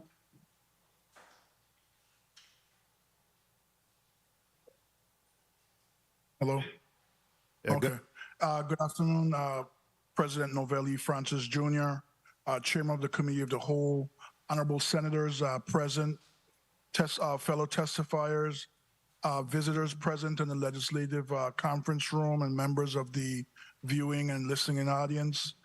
I am Vincent Richards, Assistant Commissioner of the Virgin Islands Department of Property and Procurement. I'm testifying today on behalf of Commissioner Lisa M. Alejandro on Bill number 35-0210, an act appropriating $2,500,000 for the purchase of parcels number 53A, 53B, and 54A and B, Crown Princess Gata, Crown Prince Quarter, Charlotte Amalia, St. Thomas, Virgin Islands, by and between the government of the Virgin Islands, acting through the Department of Property and Procurement, and Conroy Watt and Kenneth Sweeney. The Department of Property and Procurement is in full support of the acquisition.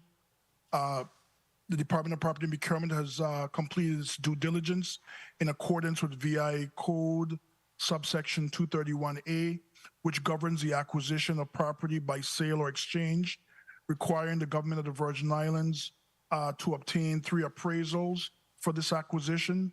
Once funding is available, the Department of Property and Procurement is ready to proceed with the acquisition forthwith. The Department of Property and Procurement humbly requests that this body proceeds accordingly, as the required appraisal reports are of a time-sensitive nature. The government of the Virgin Islands has been interested in acquiring this property for approximately 10 plus years. In closing, the Department of Property and Procurement feels the acquisition of the property is in the best interest of the government of the Virgin Islands and the Department of Labor, as well as the people of the U.S. Virgin Islands, as the location is synonymous with the same. This concludes my testimony. I'm prepared to answer any questions the committee may have on the proposed legislation. Thank you very much. Thank you very much, Assistant Commissioner Richards. Before we go to the next senator, which I'll be opening up the floor for a 3-minute round, I wanted to ask you, Commissioner Malloy, what is the funding source identified for the purchase of this building? That's why we're here for the Senate, the funding source. I think you're looking at the St. Thomas Capital Improvement Fund. Very well, so there's no identified fund thus far by your agency? Not by the agency, no. Very well, thank you very much. Point of information, Senator Gittins, you recognize. Thank you, Mr. Chairman, and good afternoon to all.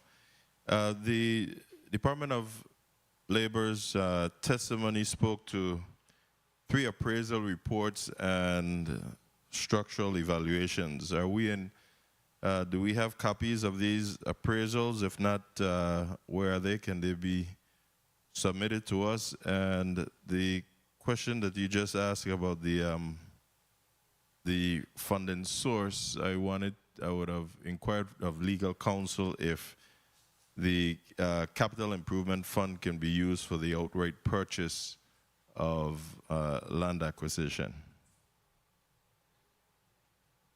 Senator, you're making that's a question for legal counsel to respond to at this time? The second part, but I'm not in possession of the 3 appraisal reports and structural evaluations that were mentioned, and I'm asking if it could be submitted to us if they have it. Thank you.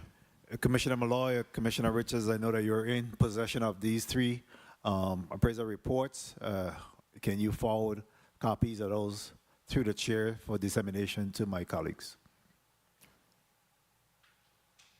Just everything that we have had is with the Department of Property and Procurement, so they would have everything. Assistant Commissioner Richards.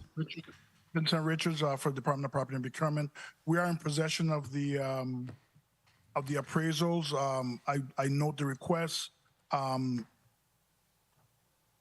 we will proceed accordingly. Very well, thank you. Those are not under any seal consideration, correct?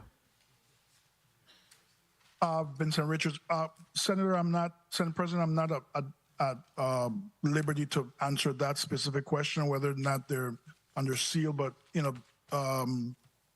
I'll proceed accordingly. Very well. No, I sense a little bit of reluctance in your language, so I just want to make sure that in fact, in order for us to make this decision, you have represented that you do in fact have 3 appraisal reports on hand, and I'm asking that those be forwarded to the legislative body for dissemination.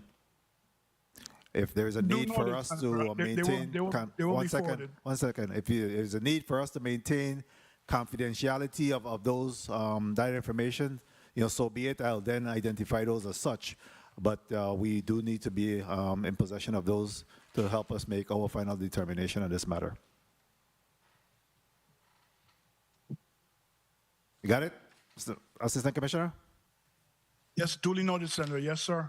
Thank you very much. At this time, Senator Francis Heidegger, before we go to Francis Heidegger, legal counsel, there's a request through the chair to legal counsel in regards to whether or not the St. Thomas Capital Improvement Fund, even though that has not been identified solely for this purchase, if that could be utilized for the purchase of an outright, for the purpose of an outright purchase of this property. Through the chair to, I believe it's Senator Gittens, who asked the question. Based on the wording of Title 33, Section 3057, small a, the St. Thomas Capital Improvement Fund, it speaks to all monies deposited in the fund must be expended exclusively for capital improvement projects and for road maintenance on the island of St. Thomas. When I looked at the definition of what is considered a capital improvement project. The Black's Law definition is it's a valuable addition made to property, usually real estate, or an amelioration in its condition amounting to more than a mere repairs of waste, costing, labor, or capital, and are intended to enhance its value and utility or to adapt it for new or further purposes. In looking at the definition, because there is no specific definition of capital improvement projects, whether in this section or, as far as I'm aware, anywhere in the Virgin Islands Code, the normal common usage and the Black's Letter Law definition of capital improvement does not include the acquisition of property. Moreover, based on my reading of this section, it appears as though this fund is fashioned after the St. John Capital Improvement Fund, which was enacted by this body in the 20th legislature. And based on my recollection, having served as chief counsel to that body, that it was not the intention of the legislature then that the St. John Capital Improvement Fund be utilized for the acquisition of property. So it would appear that the acquisition of property in this instance would be inconsistent with the intent of the legislature for the creation or with the creation of the St. Thomas Capital Improvement Fund, considering what is the Black law definition and common usage definition of the word capital improvement, and no other statutory definition in the Virgin Islands Code that I'm aware of. Thank you very much for that response, Chief Legal Counsel. At this time, a point of information, Senator Bulkers, you recognize. Thank you, Mr. Chair. Mr. Chair and colleagues, I do not believe that it is unreasonable for us to assume that this use of the Capital Improvement Fund is suitable for this transaction. The capital project is really a capital investment, an investment that goes to the GVI through property and procurement to the Department of Labor. I would like to ask, through the chair to legal counsel, does the Virgin Islands Code have an interpretation or definition for capital project? Through the chair to legal counsel, you heard the question.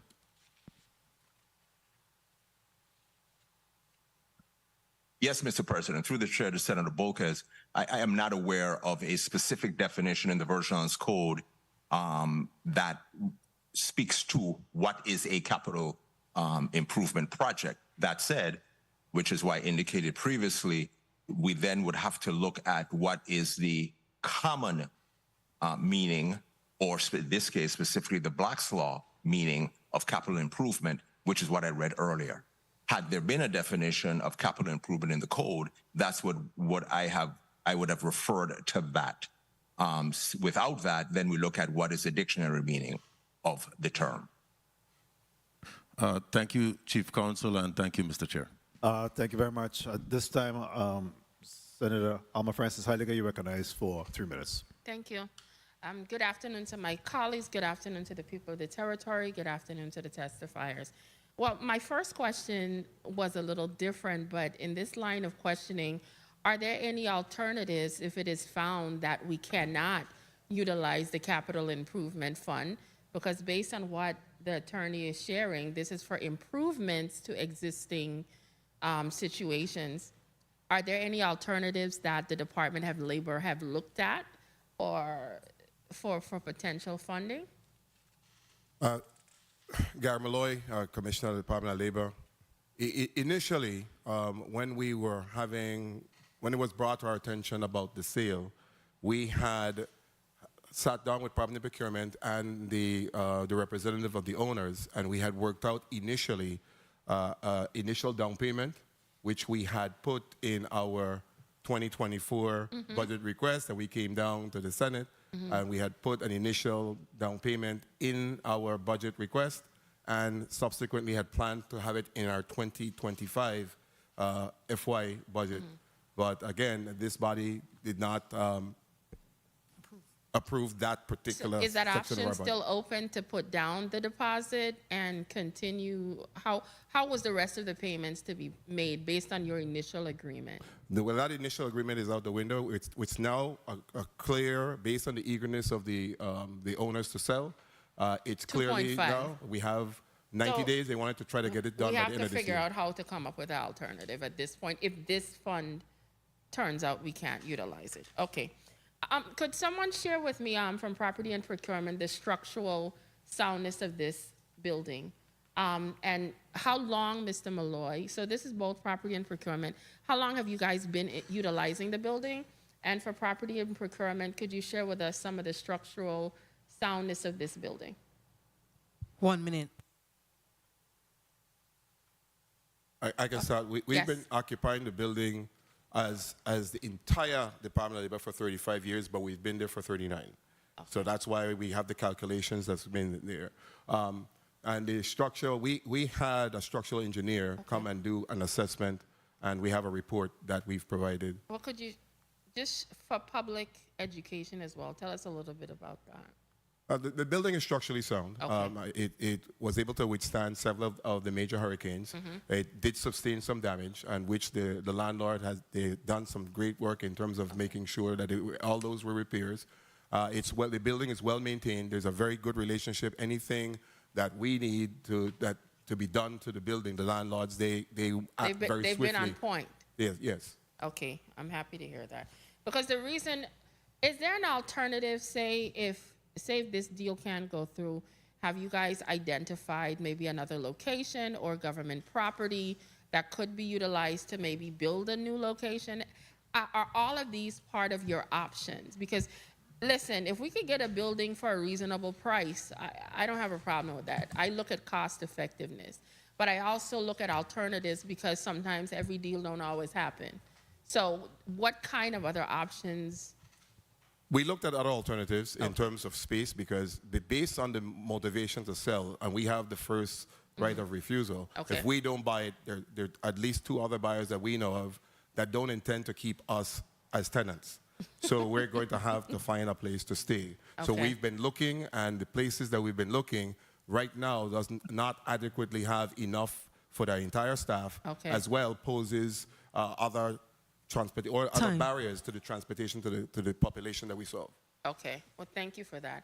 I know my time has finished, but I'm sure at some point we'll get a little bit more clarity on the St. Thomas Capital Improvement Fund, and we could definitely go from there. But if this is a good deal, I am all for good deals. I'm a penny pincher when it comes to government money. It is what it is. So if it's a good deal, I could see myself supporting it. But once we get those appraisals, a little bit more about the structure, and you could also share with us figuring out the capital improvement, I could see us getting this done. Thank you so much for the time. Well, thank you very much, Senator Alma Francis Heiliger. Next, we go to Senate Minority Leader, Senator DeGraff. You're recognized for your 3 minutes. Thank you, Mr. Chair. Good afternoon, colleagues. Good afternoon, testifiers, all viewing, listening, and present. This is a finance bill. It should have been on the finance committee. You know, I understand the intent of the bill sponsor, but it's 35 years labor been down there. It's time to move them from down there. In a gunshot come through the building sometime the other day. The area is one, a loaded area. 2, we hear like we buying cat and bag. We don't have an assessment what we should be getting for the building and stuff. 3, is any reason why OMB is in here to tell us about the Capital Improvement Fund, how much money is in the fund? Because in Section 2 of the bill does mention the Capital Improvement Fund. So I'm just saying, you know, some things. I've been in that building after the hurricane. Unless they're going to totally eliminate the mold issue, the spacing issue. I think the Department of Labor have outgrown that area too, man, for the employees and stuff. But again, you know, let's look at some of we might be buying a building in an area that's been a specific area for many years. I think for safety purposes, we could move Department of Labor. The employees deserve at least that little, you know. But in terms of using the capital use fund, capital improvement fund, all of those are issues that could be addressed. But how much is in the capital improvement fund right now would be a good question. The structural of the facility, but I know I've been in that building, and to address the mold and stuff of that building, you probably have to rebuild it. So, you know, I think we could have further discussions on this here, and we don't vote here, but again, you know, let's not try to put us against each other to beat up on this here. To me, the objective is to find a suitable place for the Department of Labor. And I think it's high time to move the employees out of the area for their own safety. 1 minute. You know, for the amount of people that traverse the area for jobs and everything. You know, I think that's one. And public procurement, do you have any buildings in your stock that we can use the Capital Improvement Fund to repair to get Department of Labor employees to maybe a more safe area? Vincent Richards for Property and Procurement. Senator, nothing comes to mind right now. So. Okay. So if through the chair you could just I asked maybe public procurement could do an assessment to look at a suitable facility for the government-owned facility for Department of Labor that we could put this $2.5 million into and maybe more into repairing that building and get it into a structurally sound or, facility for the employees of the Department of Labor. Thank you for the time, Mr. Chair. If I may, Senator. Thank you, Senator DeGraff. I guess got several points of information, but I'll let Mr. Commissioner Malloy respond first on this. I just wanted to say, Senator DeGraff, that the building is not mold infested, and so the information that you're providing there is not accurate. And we have the test to be able to prove. We've been doing everything that we need to do environmentally to do that. The space is an issue, and we are moving and addressing that because we're moving paperless. Part of the issue that we're having there with the spacing is the amount of staff and the amount of paper files that we have. We've already launched an initiative to move paperless. We're going to be working on a scanning project. So it's going to be, we've also invested internally about approximately $500,000 prior in terms of looking at it. And we are prepared to do a proper build out to be able to suit the staff more comfortably. So those are things that are already on the market. The other issue is relative to the area and the unfortunate incident about the gunfire that came in there. That's completely, totally outside of our control. And what we've also done, based on the retrofitting that we are ready to do, we're prepared and we've already investigated and have a vendor that will begin to start doing some bulletproofing of some of the areas upstairs. So all of that has already been planned for. But the major thing I need you to understand, the area is what it is, and it's going to be what we make it. But nonetheless, the residents that we serve have barriers. This location is the most accessible location that we have right now. And like I mentioned, the other individuals who are willing and looking to purchase it have other intentions. So the residents of this community will be frequenting that same location for other reasons. So I'm just asking you to reconsider, because we have looked at other locations and been in touch with property procurement for other areas and other options. And just know that the motivation, the first right of refusals with the Department of Labor, if we lose this window, we're going to be looking for a place to put the Department of Labor, period. Thank you for that response. We have several points of information. We'll start with the Majority Leader first. Chair, you could just to tell the Commissioner thank you. Say I again, just Senator want to say, DeGraff? you could tell the Commissioner thank you for the information. That's all. Welcome. Thank you. Senator Francis Heidegger? Yes. I just wanted to make sure for clarity. Earlier, we did make some requests, and the last request was for the 3 appraisals. But I also would like to make sure that the other request is for the structural engineering and analysis to also be included in those documents once they're being provided. Okay. Thank you. So noted. Senator Bolkes, you recognize for your point of information. Thank you, Mr. Chair. Mr. Chair, there was a comment by the previous senator concerning OMB.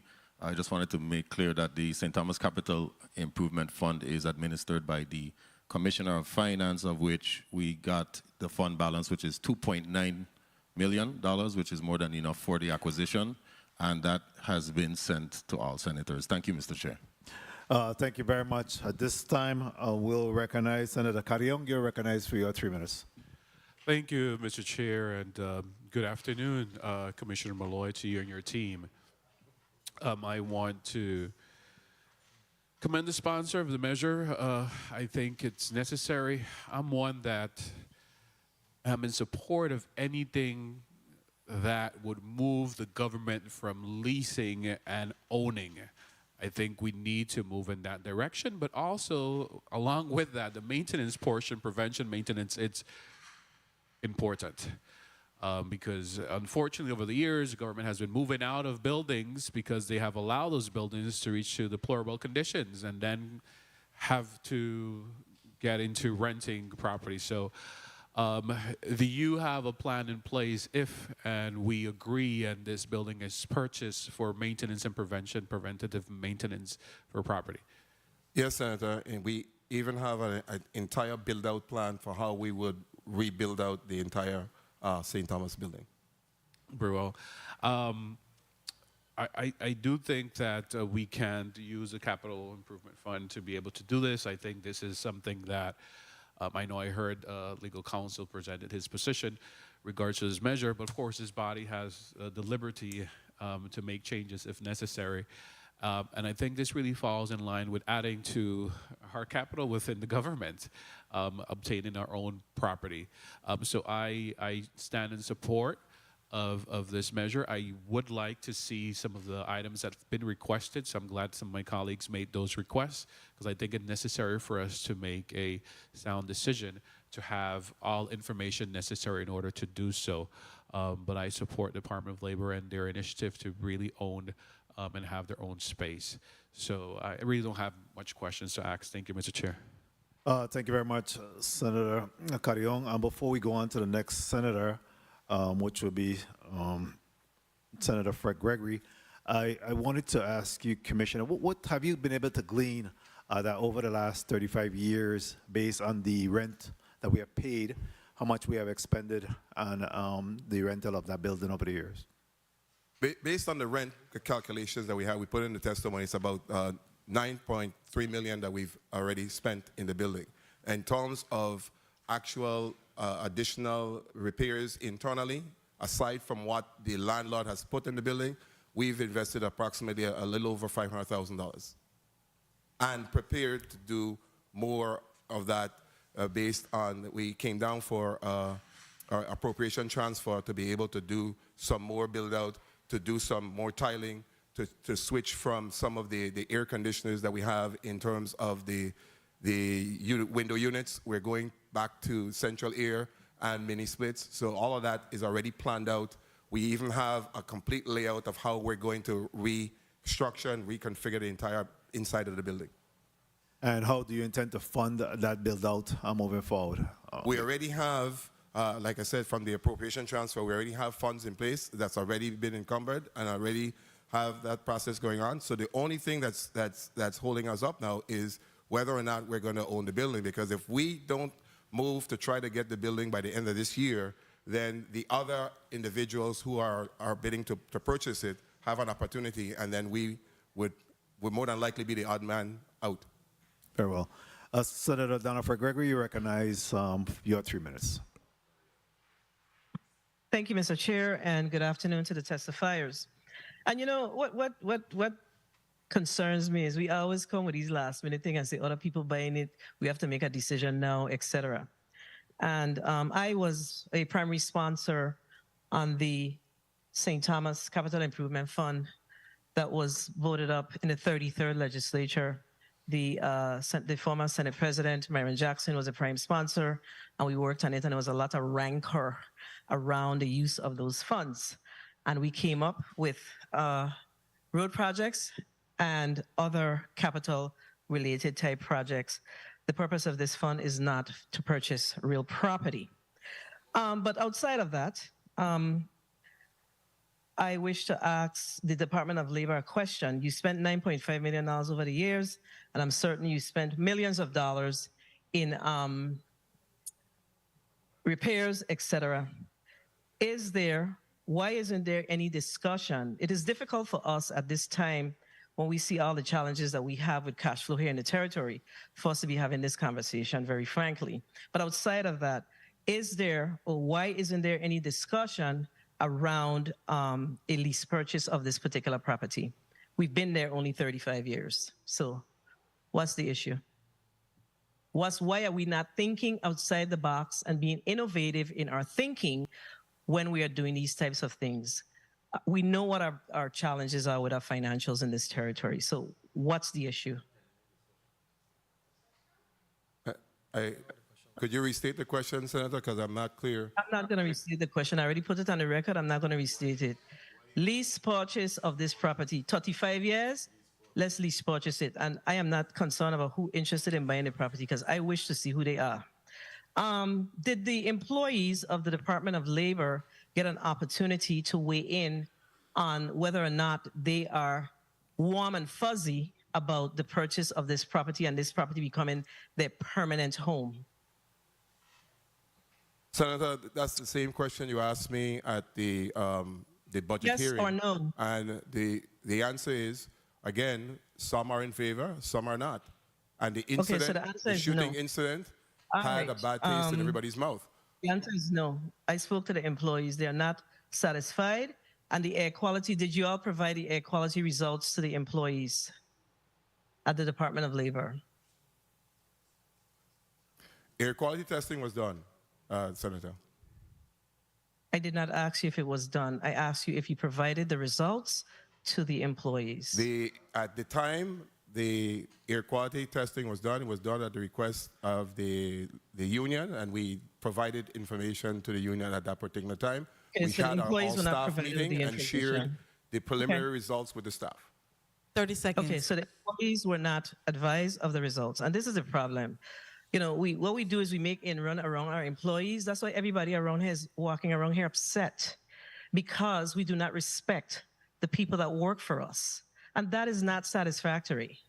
I'm not in favor of this measure in any shape, form, or fashion. I believe that what can happen, if the government is interested in doing this, I recognize what our challenges is with our cash flow, that we need to have discussion with regards to a lease purchase of this particular property, because we've only been there for 35 years. Mr. Chair, has my time been called? Yes, Senator, but you can go ahead and proceed if you have additional question. Okay, one more question. What is your annual payment on this particular property? AC Ford, could you tell us the annual payment, please? The annual payment is $250,435. All right, $250,435. All right, so we could more than do a lease purchase on this property, and I'm just going to close by saying that based on when the Department of Labor moved into that building 35 years ago, there is no room for growth in that current building. And I don't know why the government of the Virgin Islands would be hard-pressed to purchase this property at this time. Thank you, Mr. Chair, for the time. Thank you very much, Senator Fred Gregory. And next we'll recognize Senator Milton Potter. You're recognized for 3 minutes. Thank you very much, Mr. Chair. I wanted to piggyback off of what the previous speaker mentioned. I wanted to ask you, Commissioner, I don't know if it was answered, if the question was answered, whether or not a lease purchase agreement would be considered something viable from the perspective of the owners. Is that something that they would entertain? In the beginning, Senator, that was the route we were headed. But since then, and since the process of that fell through, the only option that we have on the table is the one we have right now. If we can't purchase this by the end of the year, it goes to the other individuals who are trying to buy the property.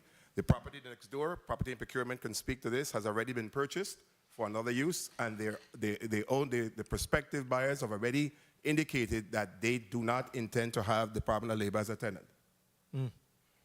So what would, as a leader of this institution, of this organization, Commissioner, what will you do if the year, I mean, we're just talking about weeks away, what would the Department of Labor, what options would there be should this fall through? We have a lot of things that seem to be, unfavorable. The Chief Legal Counsel has indicated that this might not be a proper utilization of the Capital Improvement Fund for the purchase of a building. So that's something that he just went on record as saying. So I just want to get a sense of, you have a critical agency that you're running.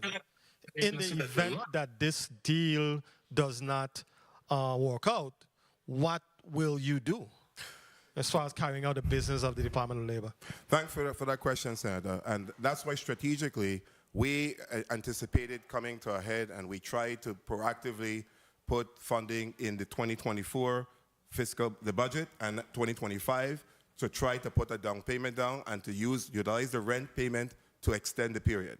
That option is not on the table because our funding was not approved and under that capital improvement that capital outlay category. And so the only other option that we have right now, if we cannot purchase and the building is purchased by somebody else, because we currently have a lease that goes until 2025, I believe. But if the new owners are not intended to maintain that lease, we're going to have to look and possibly right now look at splitting up the Department of Labor in different places around the St. Thomas district so that we can continue operations. That's the only alternative that we have right now. Time. It's a very difficult situation that we've found ourselves in. I'm at a loss for words. I'm at a loss for words. Thank you very much, Mr. Chair, for this time. Thank you for your response, Commissioner. Thank you very much, Senator Potter. Point of information, Senator Francis Heiliger, you recognize. Thank you. I just want to make sure I get all the facts. You kept referencing that when I was initially asking you about the the percentage deposit and potentially doing a lease purchase when we were having our discussion earlier. My question to you is, you keep referencing that it's no longer a possibility. What specifically happened that it's no longer a possibility? Because my colleague is saying it's still an option. You're saying it's not an option. And I want to get all the facts. So could you share that with me? Well, thank you. And probably the procurement will be able to help, because we have been in discussions with the representative that's been representing the owners. And right now, they have been giving the government of the Virgin Islands the first option to buy this building for over 10 years. We're to the point where their heirs are not interested in continuing the process. They want to be able to sell and liquidate. And so that's why we're at this crossroads now, and they wanted this done by the end of this year. Those are the options that they presented to us and what we discussed. So that's why one of the reasons why we're looking at this expedited process, and why we're thankful to be here at the Committee of the Whole and not having to go through finance and then the other process, because if we don't get this done by the end of this year, then we definitely have to look for some places to go. So basically, for 10 years, we had an opportunity for lease purchase. Correct. We did not opt for it, and now the buck stops here. Okay, I better understand. Thank you so much for that information. Thank you, sir.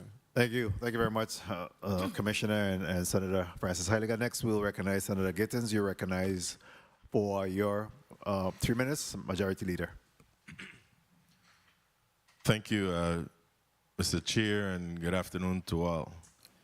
I'm glad I'm not alone on this one today, because it gives me concerns as well. But during the introduction of the bill, I love what the sponsor said, because I am a big champion of the government refurbishing its own buildings, or purchasing their buildings, and stop renting or stop fixing up other people's things. The lottery director said yesterday, leave people thing alone and support your own. Now, I like his statement where he said that we got to move away from the perpetual renting to one of asset ownership. And I totally agree with that. But again, no more pigs in a basket, please.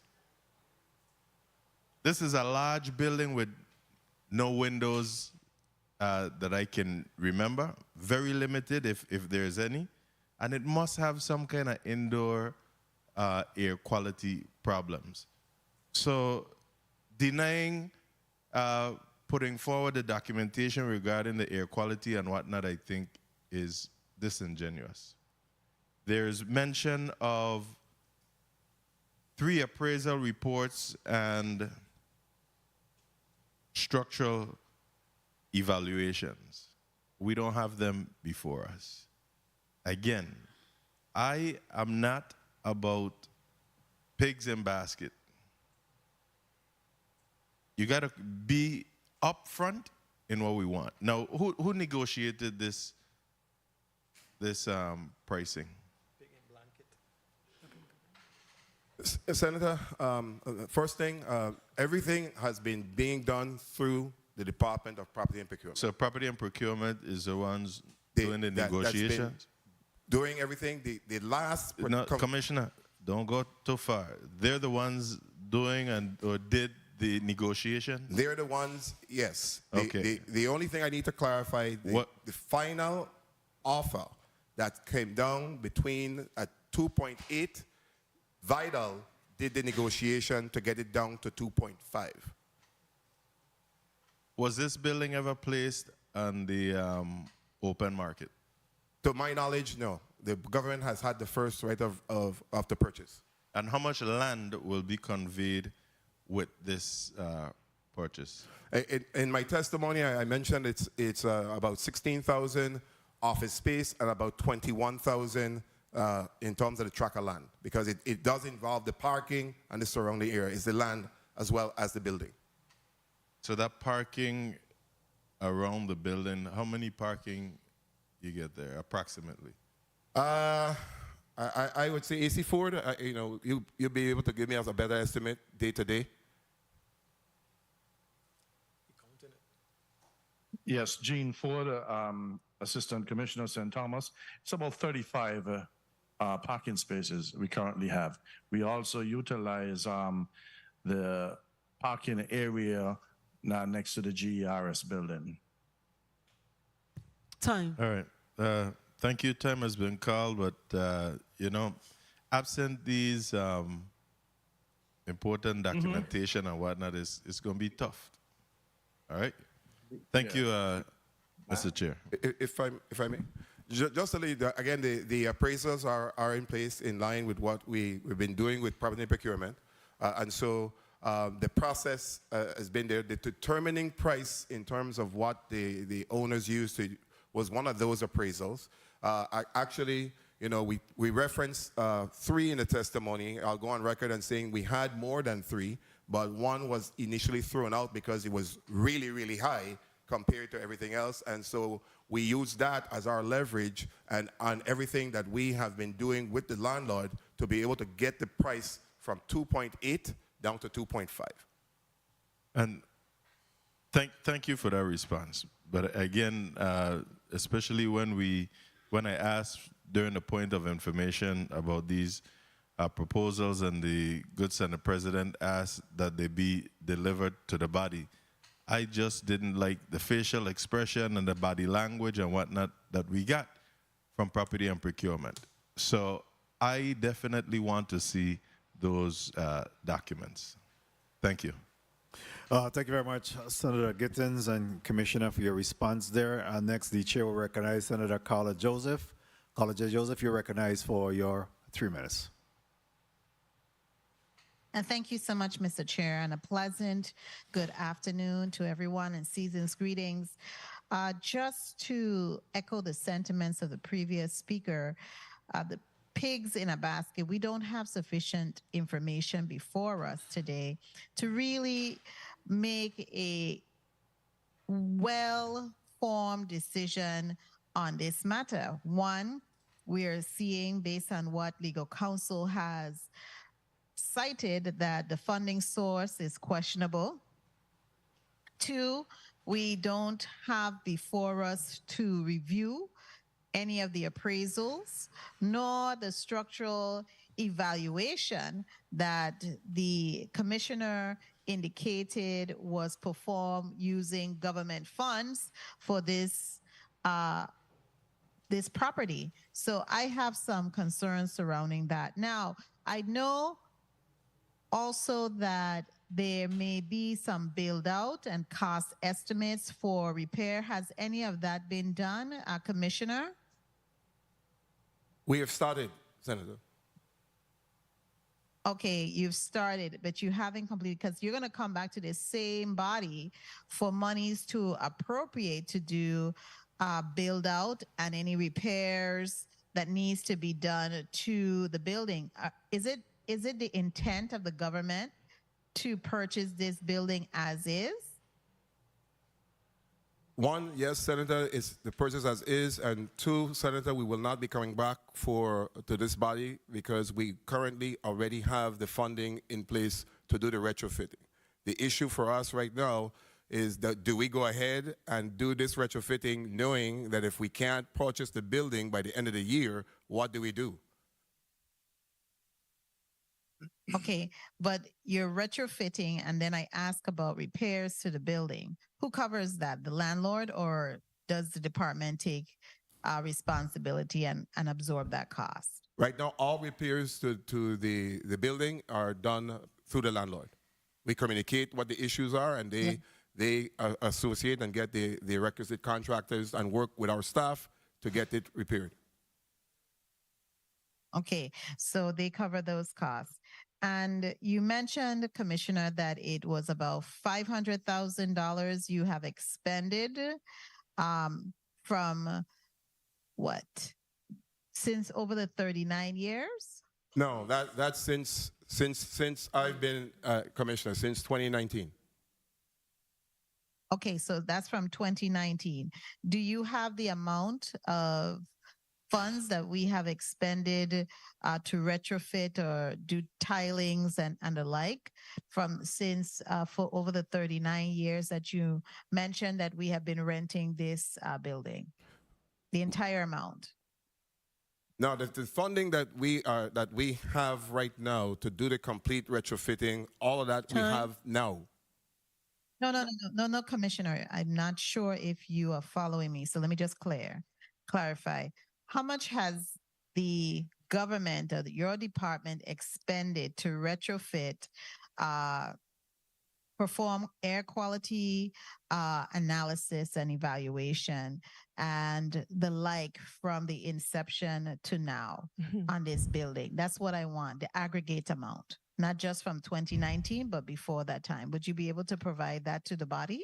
I wouldn't be able to do that, Senator. I can only account for what we have right now. The reason why we could tell you about the rent based on the time period is because of that information was within our business office. But I can't. Some of the repairs were done, like I said, out with the landlord. The majority of the repairs, tiling and everything, is being done by the landlord. Anything, the funding that I referenced, the 500,000, has been what we've been putting in addition to. In addition to the repairs. In addition to what repairs the landlord has done, yes. I am interested in seeing how much we have expended on this building. That's what my interest, total, the aggregate amount. That's my concern, as well as the other outstanding documents that we need to really make a sound judgment and vote on this piece of measure, given what has been discussed before. Thank you so much, Mr. Chairman. Point of information, if I may, Mr. just to clarify, there's a difference between the repairs and the internal build-out that we are talking about. Correct. So I just want to make sure that that's clear. Point of information, Senator Frits. Fred Gregory, you recognize. You're marrying me off, man. Thank you, Mr. Chair. Very quickly, so I took the opportunity to look at the St. Thomas Capital Improvement Fund. And I know that when we worked on the budget in when we were working on the FY24 budget, we did look at the fund and there were some challenges. But I don't know if my colleagues had an opportunity to look at this, but I know that we've made several obligations against this fund. This report that we are utilizing to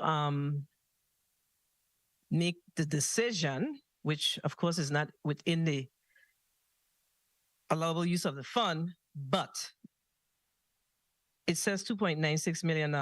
That's the balance. But it shows no obligations in the 33rd or the 34th legislature. We moved $1.5 or $1.8 million to fix the Sugar Estate Road. There is no reflection of that obligation here.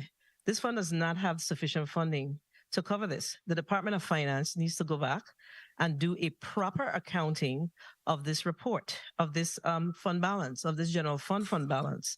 And this is why it's so important that when we bring measures like this, it is properly vetted through the Committee on Finance. So I'm glad that my colleague brought up that he has the fund balance. So I took the time to review it. There are challenges with this fund balance because there's no obligations against it. Thank you, Mr. Chair. Thank you very much, Senator Fred Gregory. Next, we'll recognize Senator the Vice Chair, Senator Marvin Blyden. You recognize for your 3 minutes. Thank you so much, Mr. Chair, and good afternoon, Commissioner Malloy, and your supporting staff there with you, and thank you for your testimony. I honestly do have some concerns. I understand that we are at a point where something must be done. Let me ask, first of all, my first concern is we do not have till the end of the year in this body. We have until the 19th session to make a decision, up or down. We don't have till the end of the year, number one. Number two, what's the age of this building? Do you know? It was built in 1984. 84? 84. Very well. And you said the square footage of the inside is 16,000, about 16,000 About square feet? 16,307 of square foot of office space. And my other concern also is in respect to the 3 appraisals we are waiting on and the structural assessment. Because based on those, the outcome of those documentation, it will let us know exactly what the costs will be for upgrades, repairs, and the like, the anticipated costs, and I would like to know what that looks like also. And to include the bulletproof windows, etc., on behalf of the employees, you know, to assure that they feel safe. And in addition to that, I want to know exactly when it comes to this property, what it will look like in terms of the footprint, you know, because as you say, you need more space, etc., for the employees to have a more robust operation in terms of efficiency, effectiveness, etc. But those documentation is critical in order for us to move forward. And knowing that we are at the end of the road and we basically have a bullet to our head, it will be important to have those. Is it an as-is sale? Is it an as-is sale at this point? As-is, period? Yes. Can you speak on the record? Good afternoon, Nisha Christian Hendrickson, Assistant Commissioner, Legal Counsel. Yes, it's an as-is sale. That's correct. Yeah, and that is why we need them document, because we need to know, okay, we're going to find 2.5, but at the same time, we might need to spend another $1 million. Where are we getting it from? So we need to know. It's important that we do know. I think it's critical at this point that we do know, because, of course, we all want to assure that the department continues to operate and stay on point, because it plays such a critical role in our community. You know, but at the same time, it's important at the same time that we do our due diligence and assure that we are not buying, as my colleagues say, a cat in a bag when it comes to that space, because I know the space very well, you know, and I know there's some work to be done. If I may, Senator. Yes, you may. I don't know if is it easy for us to ask probably the government to email please the stuff to the senators it right will away, help. because we have it. It's not any mystery. Everything is gone through the process, so we can have it emailed to you. Also, I just wanted to say this, that in addition, the building has gone through repairs, significant repairs since the storm. At the landlord's expense, they have made sure that the building is safe and the building structurally. So the internal air quality and everything else, it's internal to us. Again, we have OSHA internally, so we have been working with making sure that OSHA, the compliance and the consultation has been done for the entire building. And so all that is being done. And I just want to say this on the record, because right now the Department of Labor, we all know, we've been before this body, very, very important, January 1, 2024, the unemployment insurance tax rate for all employers in the territory is going to be increased. We have to implement that based on the federal law. So there's some very important processes that we are doing right now that we can't be in the middle of trying to figure out where we're going to be. Is there a percentage in terms of the increase? What's the percentage? Do you know? About double. Assistant Commissioner, Legal Counsel Nisha Christian Hendrickson.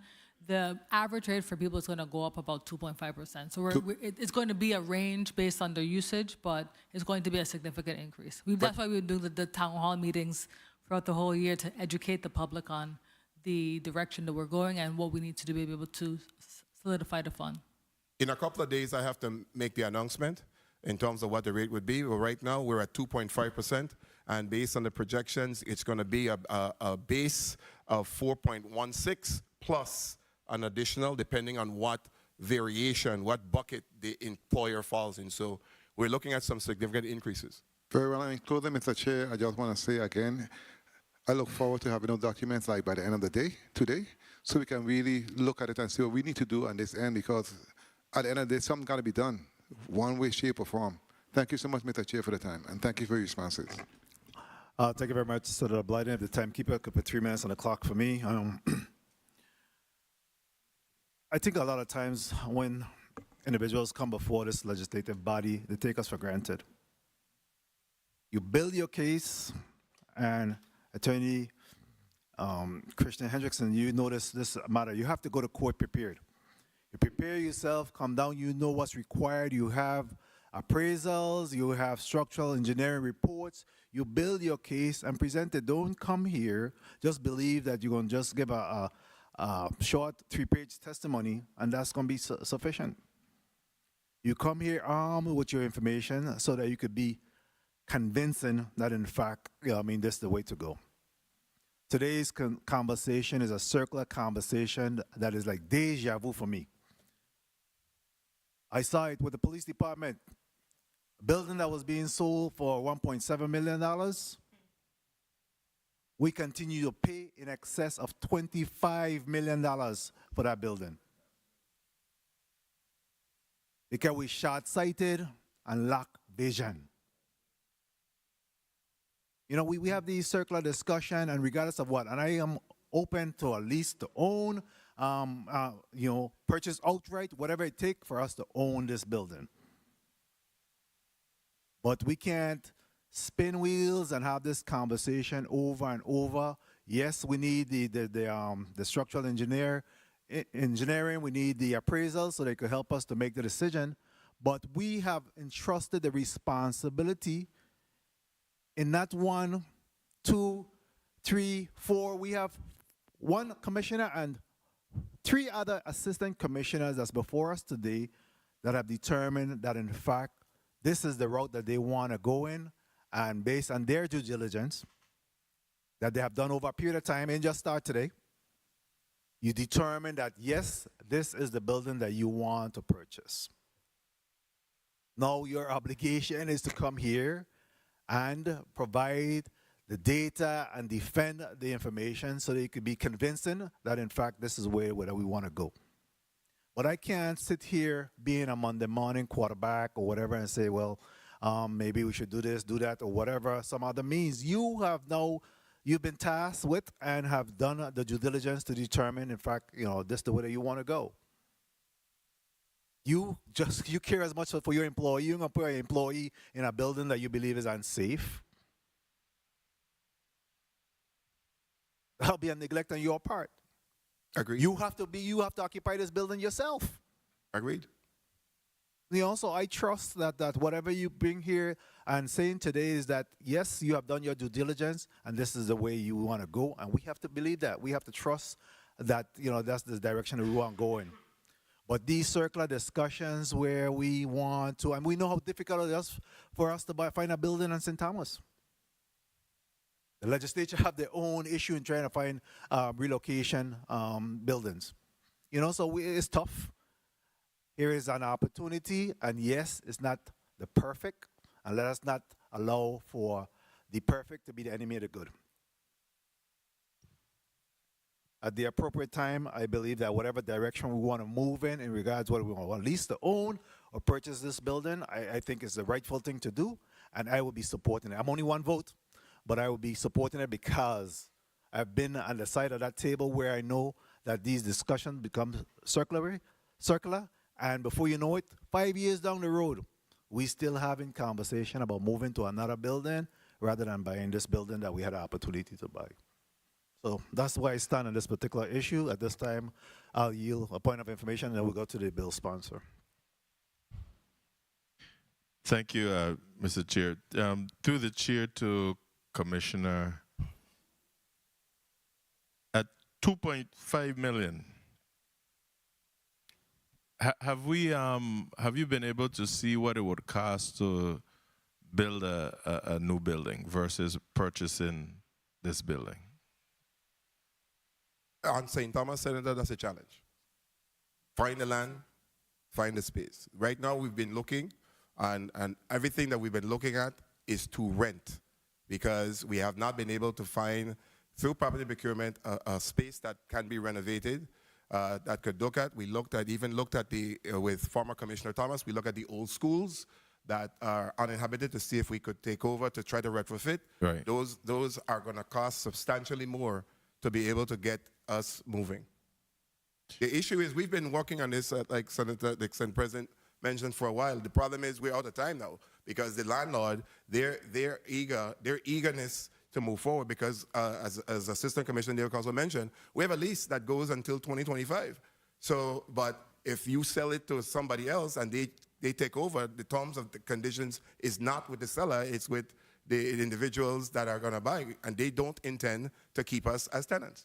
And lastly, in the St. Thomas, on the island of St. Thomas itself, do you have like satellite offices outside of that main building? No, everything has been consolidated into that one building. That's why space is tight. And you're crammed right and we're now. making sure that we go paperless and moving out a lot of the filing cabinets, and making sure, and the build out is an additional appropriation of $461,000 that this body did for us, that we have pending to be able to move forward to continue to retrofit to make it more conducive for our employees. So this is what you call between a rock and a hard place for real. And Exactly. I'm glad that the Senate President made that example of the police department when we had a grand opportunity before us to purchase a building. And by the time you look in rent alone, we paid in excess of $20 million for the same place. And guess what? Today, 2023, as we sit here, they're in the same building. So we got to see how we handle this. Thank you. Thank you, Mr. President. Thank you very much, Senator. And in regards to your question, it's cost about $450 to $550 per square foot of a construction right now in the St. Thomas and John district. And I did a rough calculation based on the square footage. We're talking about between $7.2 million to $8.8 million to construct, not even purchase land, to be able to construct a building at this time in the St. Thomas, St. John district. Senator Bolkes, you're recognized for your 3 minutes. Thank you, Mr. Chair. Mr. Chair and colleagues, I think we've had a good discussion thus far. I'm sorry. Let me just stop you a second there. I think Assistant Commissioner Ford has been trying to say something for quite some time. My apologies, Senator. Yes, thank you, Mr. Chair. And I just wanted to correct the record, because I think I was a little bit overly ambitious with the 35 parking spaces. In fact, I have verified it. It is 30. So we do have 30 parking spaces. And that's all I wanted to correct the record. Thank you. Thank you. Nisha Christian? Yes, and just Assistant Commissioner Christian Hendrickson, and just to clarify the point, right now we're paying $14.73 per square foot. So it's significantly less than we would pay if we were to be able to build out the building. Thank you. Let's try this again. Senator Bolkes, you recognize. Thank you, Mr. Chair. Much appreciated. I was saying, we've had a very good, thorough discussion concerning this, and Commissioner, once you provide the additional information so that my colleagues are more suited to make a more concise decision moving forward, this gives us an opportunity to expand the GVI portfolio with no lapse, because if this were to go south, then we would have a lapse with your department, and I feel that you have a very critical role to play when it comes to the workforce and our economy on that side of things. So I would hate to see a lapse in that situation. That could be very detrimental to our economy. And I understand the position of my colleagues that sometimes, and this is of no disrespect, of course, the executive branch comes here perhaps not quite in the time that we would like for us to be able to make such decisions of this magnitude. But however, things happen, and we all are supposed to work with one another, every single branch. So I know that this institution is always willing and able to do the right thing, and I know that that will eventually happen in the long run. Now, I want to make some points because most recently, the Virgin Islands Lottery, I believe, purchased a building, whereas now they're out of having to pay rent. IRB had an opportunity to purchase a building, but now they're in the Red Hook area of St. Thomas and paying exuberant rent. And I believe that, there are a few hiccups in the sense of trying to make a solid decision here today, or of course when session comes, hopefully we have all the information, but this is the right thing to do. It is the right thing to do, hands down. We're gonna be able to save so much money. What we could have done with $9.3 million would have worked wonders in our economy right now. So let's look at it from that standpoint. As the chairman said, VIPD pays rent, Fire EMS in some of their stations and offices pay rent, and other agencies and departments throughout this government pay rent. And I see our good deputy commissioner over there. I'm not going to ask him the question, but I'm sure he would be able to tell us exactly how many departments and agencies pay rent. But that's not this discussion today. This discussion is doing the right thing for the people of the Virgin Islands. And this is a good move for us to all move forward in this territory. There may be some misconception about, some may argue about the purchase, the financial burden. However, the real burden is the continuous rental payments that have no return of investment. 30 seconds. And by purchasing this, we can convert recurring expenses into valuable assets and strengthen our financial position and the portfolio of the government of the Virgin Islands. So, Mr. Chair, I have no other thing to say, and I thank you for the time. And thank you, colleagues, for considering this measure. Thank you. Thank you very much, Senator Bolquez. I think this complete this round. Is there any other burning questions from any of my colleagues at this time? Hearing none, I'll allow for the commissioner to give a closing statement.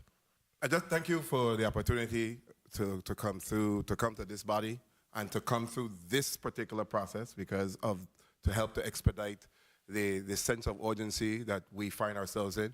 And again, just know that we have done the due diligence. All the documentation that you're asking for are in the possession, and we've been going through the Department of Property Procurement to make sure it's consistent within. So we're going to ask that everything be transmitted to this body so that you can have what we have and see what we've seen in terms of the appraisals and the engineer's estimate, the evaluation assessment. And so we're still just know that we wouldn't have come here if we're not our backs against the wall. So the expectation of us trying to get this done, closing within the 90 days, it is explicitly what the owners are going to entertain. They're not entertaining anything else because we've tried the other avenues of trying to do the lease to purchase and all the other avenues. So we're at the point where it's either a purchase or somebody else's purchases, and then we have to figure out what's going to happen with the Department of Labor operations. And so again, I just want you to share the burden with us and know that we are within a rock and a hard place, and we need this body to help us out with the appropriation of the $2.5 million. Thank you very much. On behalf of the Department of Labor employees, all of the employees are in a very safe and conducive environment, and we need to be able to take the funding that we have right now and to continue with the retrofitting, but we need to make sure that we're going to be able to purchase this building. Thank you. Thank you very much, Commissioner Malloy. Assistant Commissioner Richards.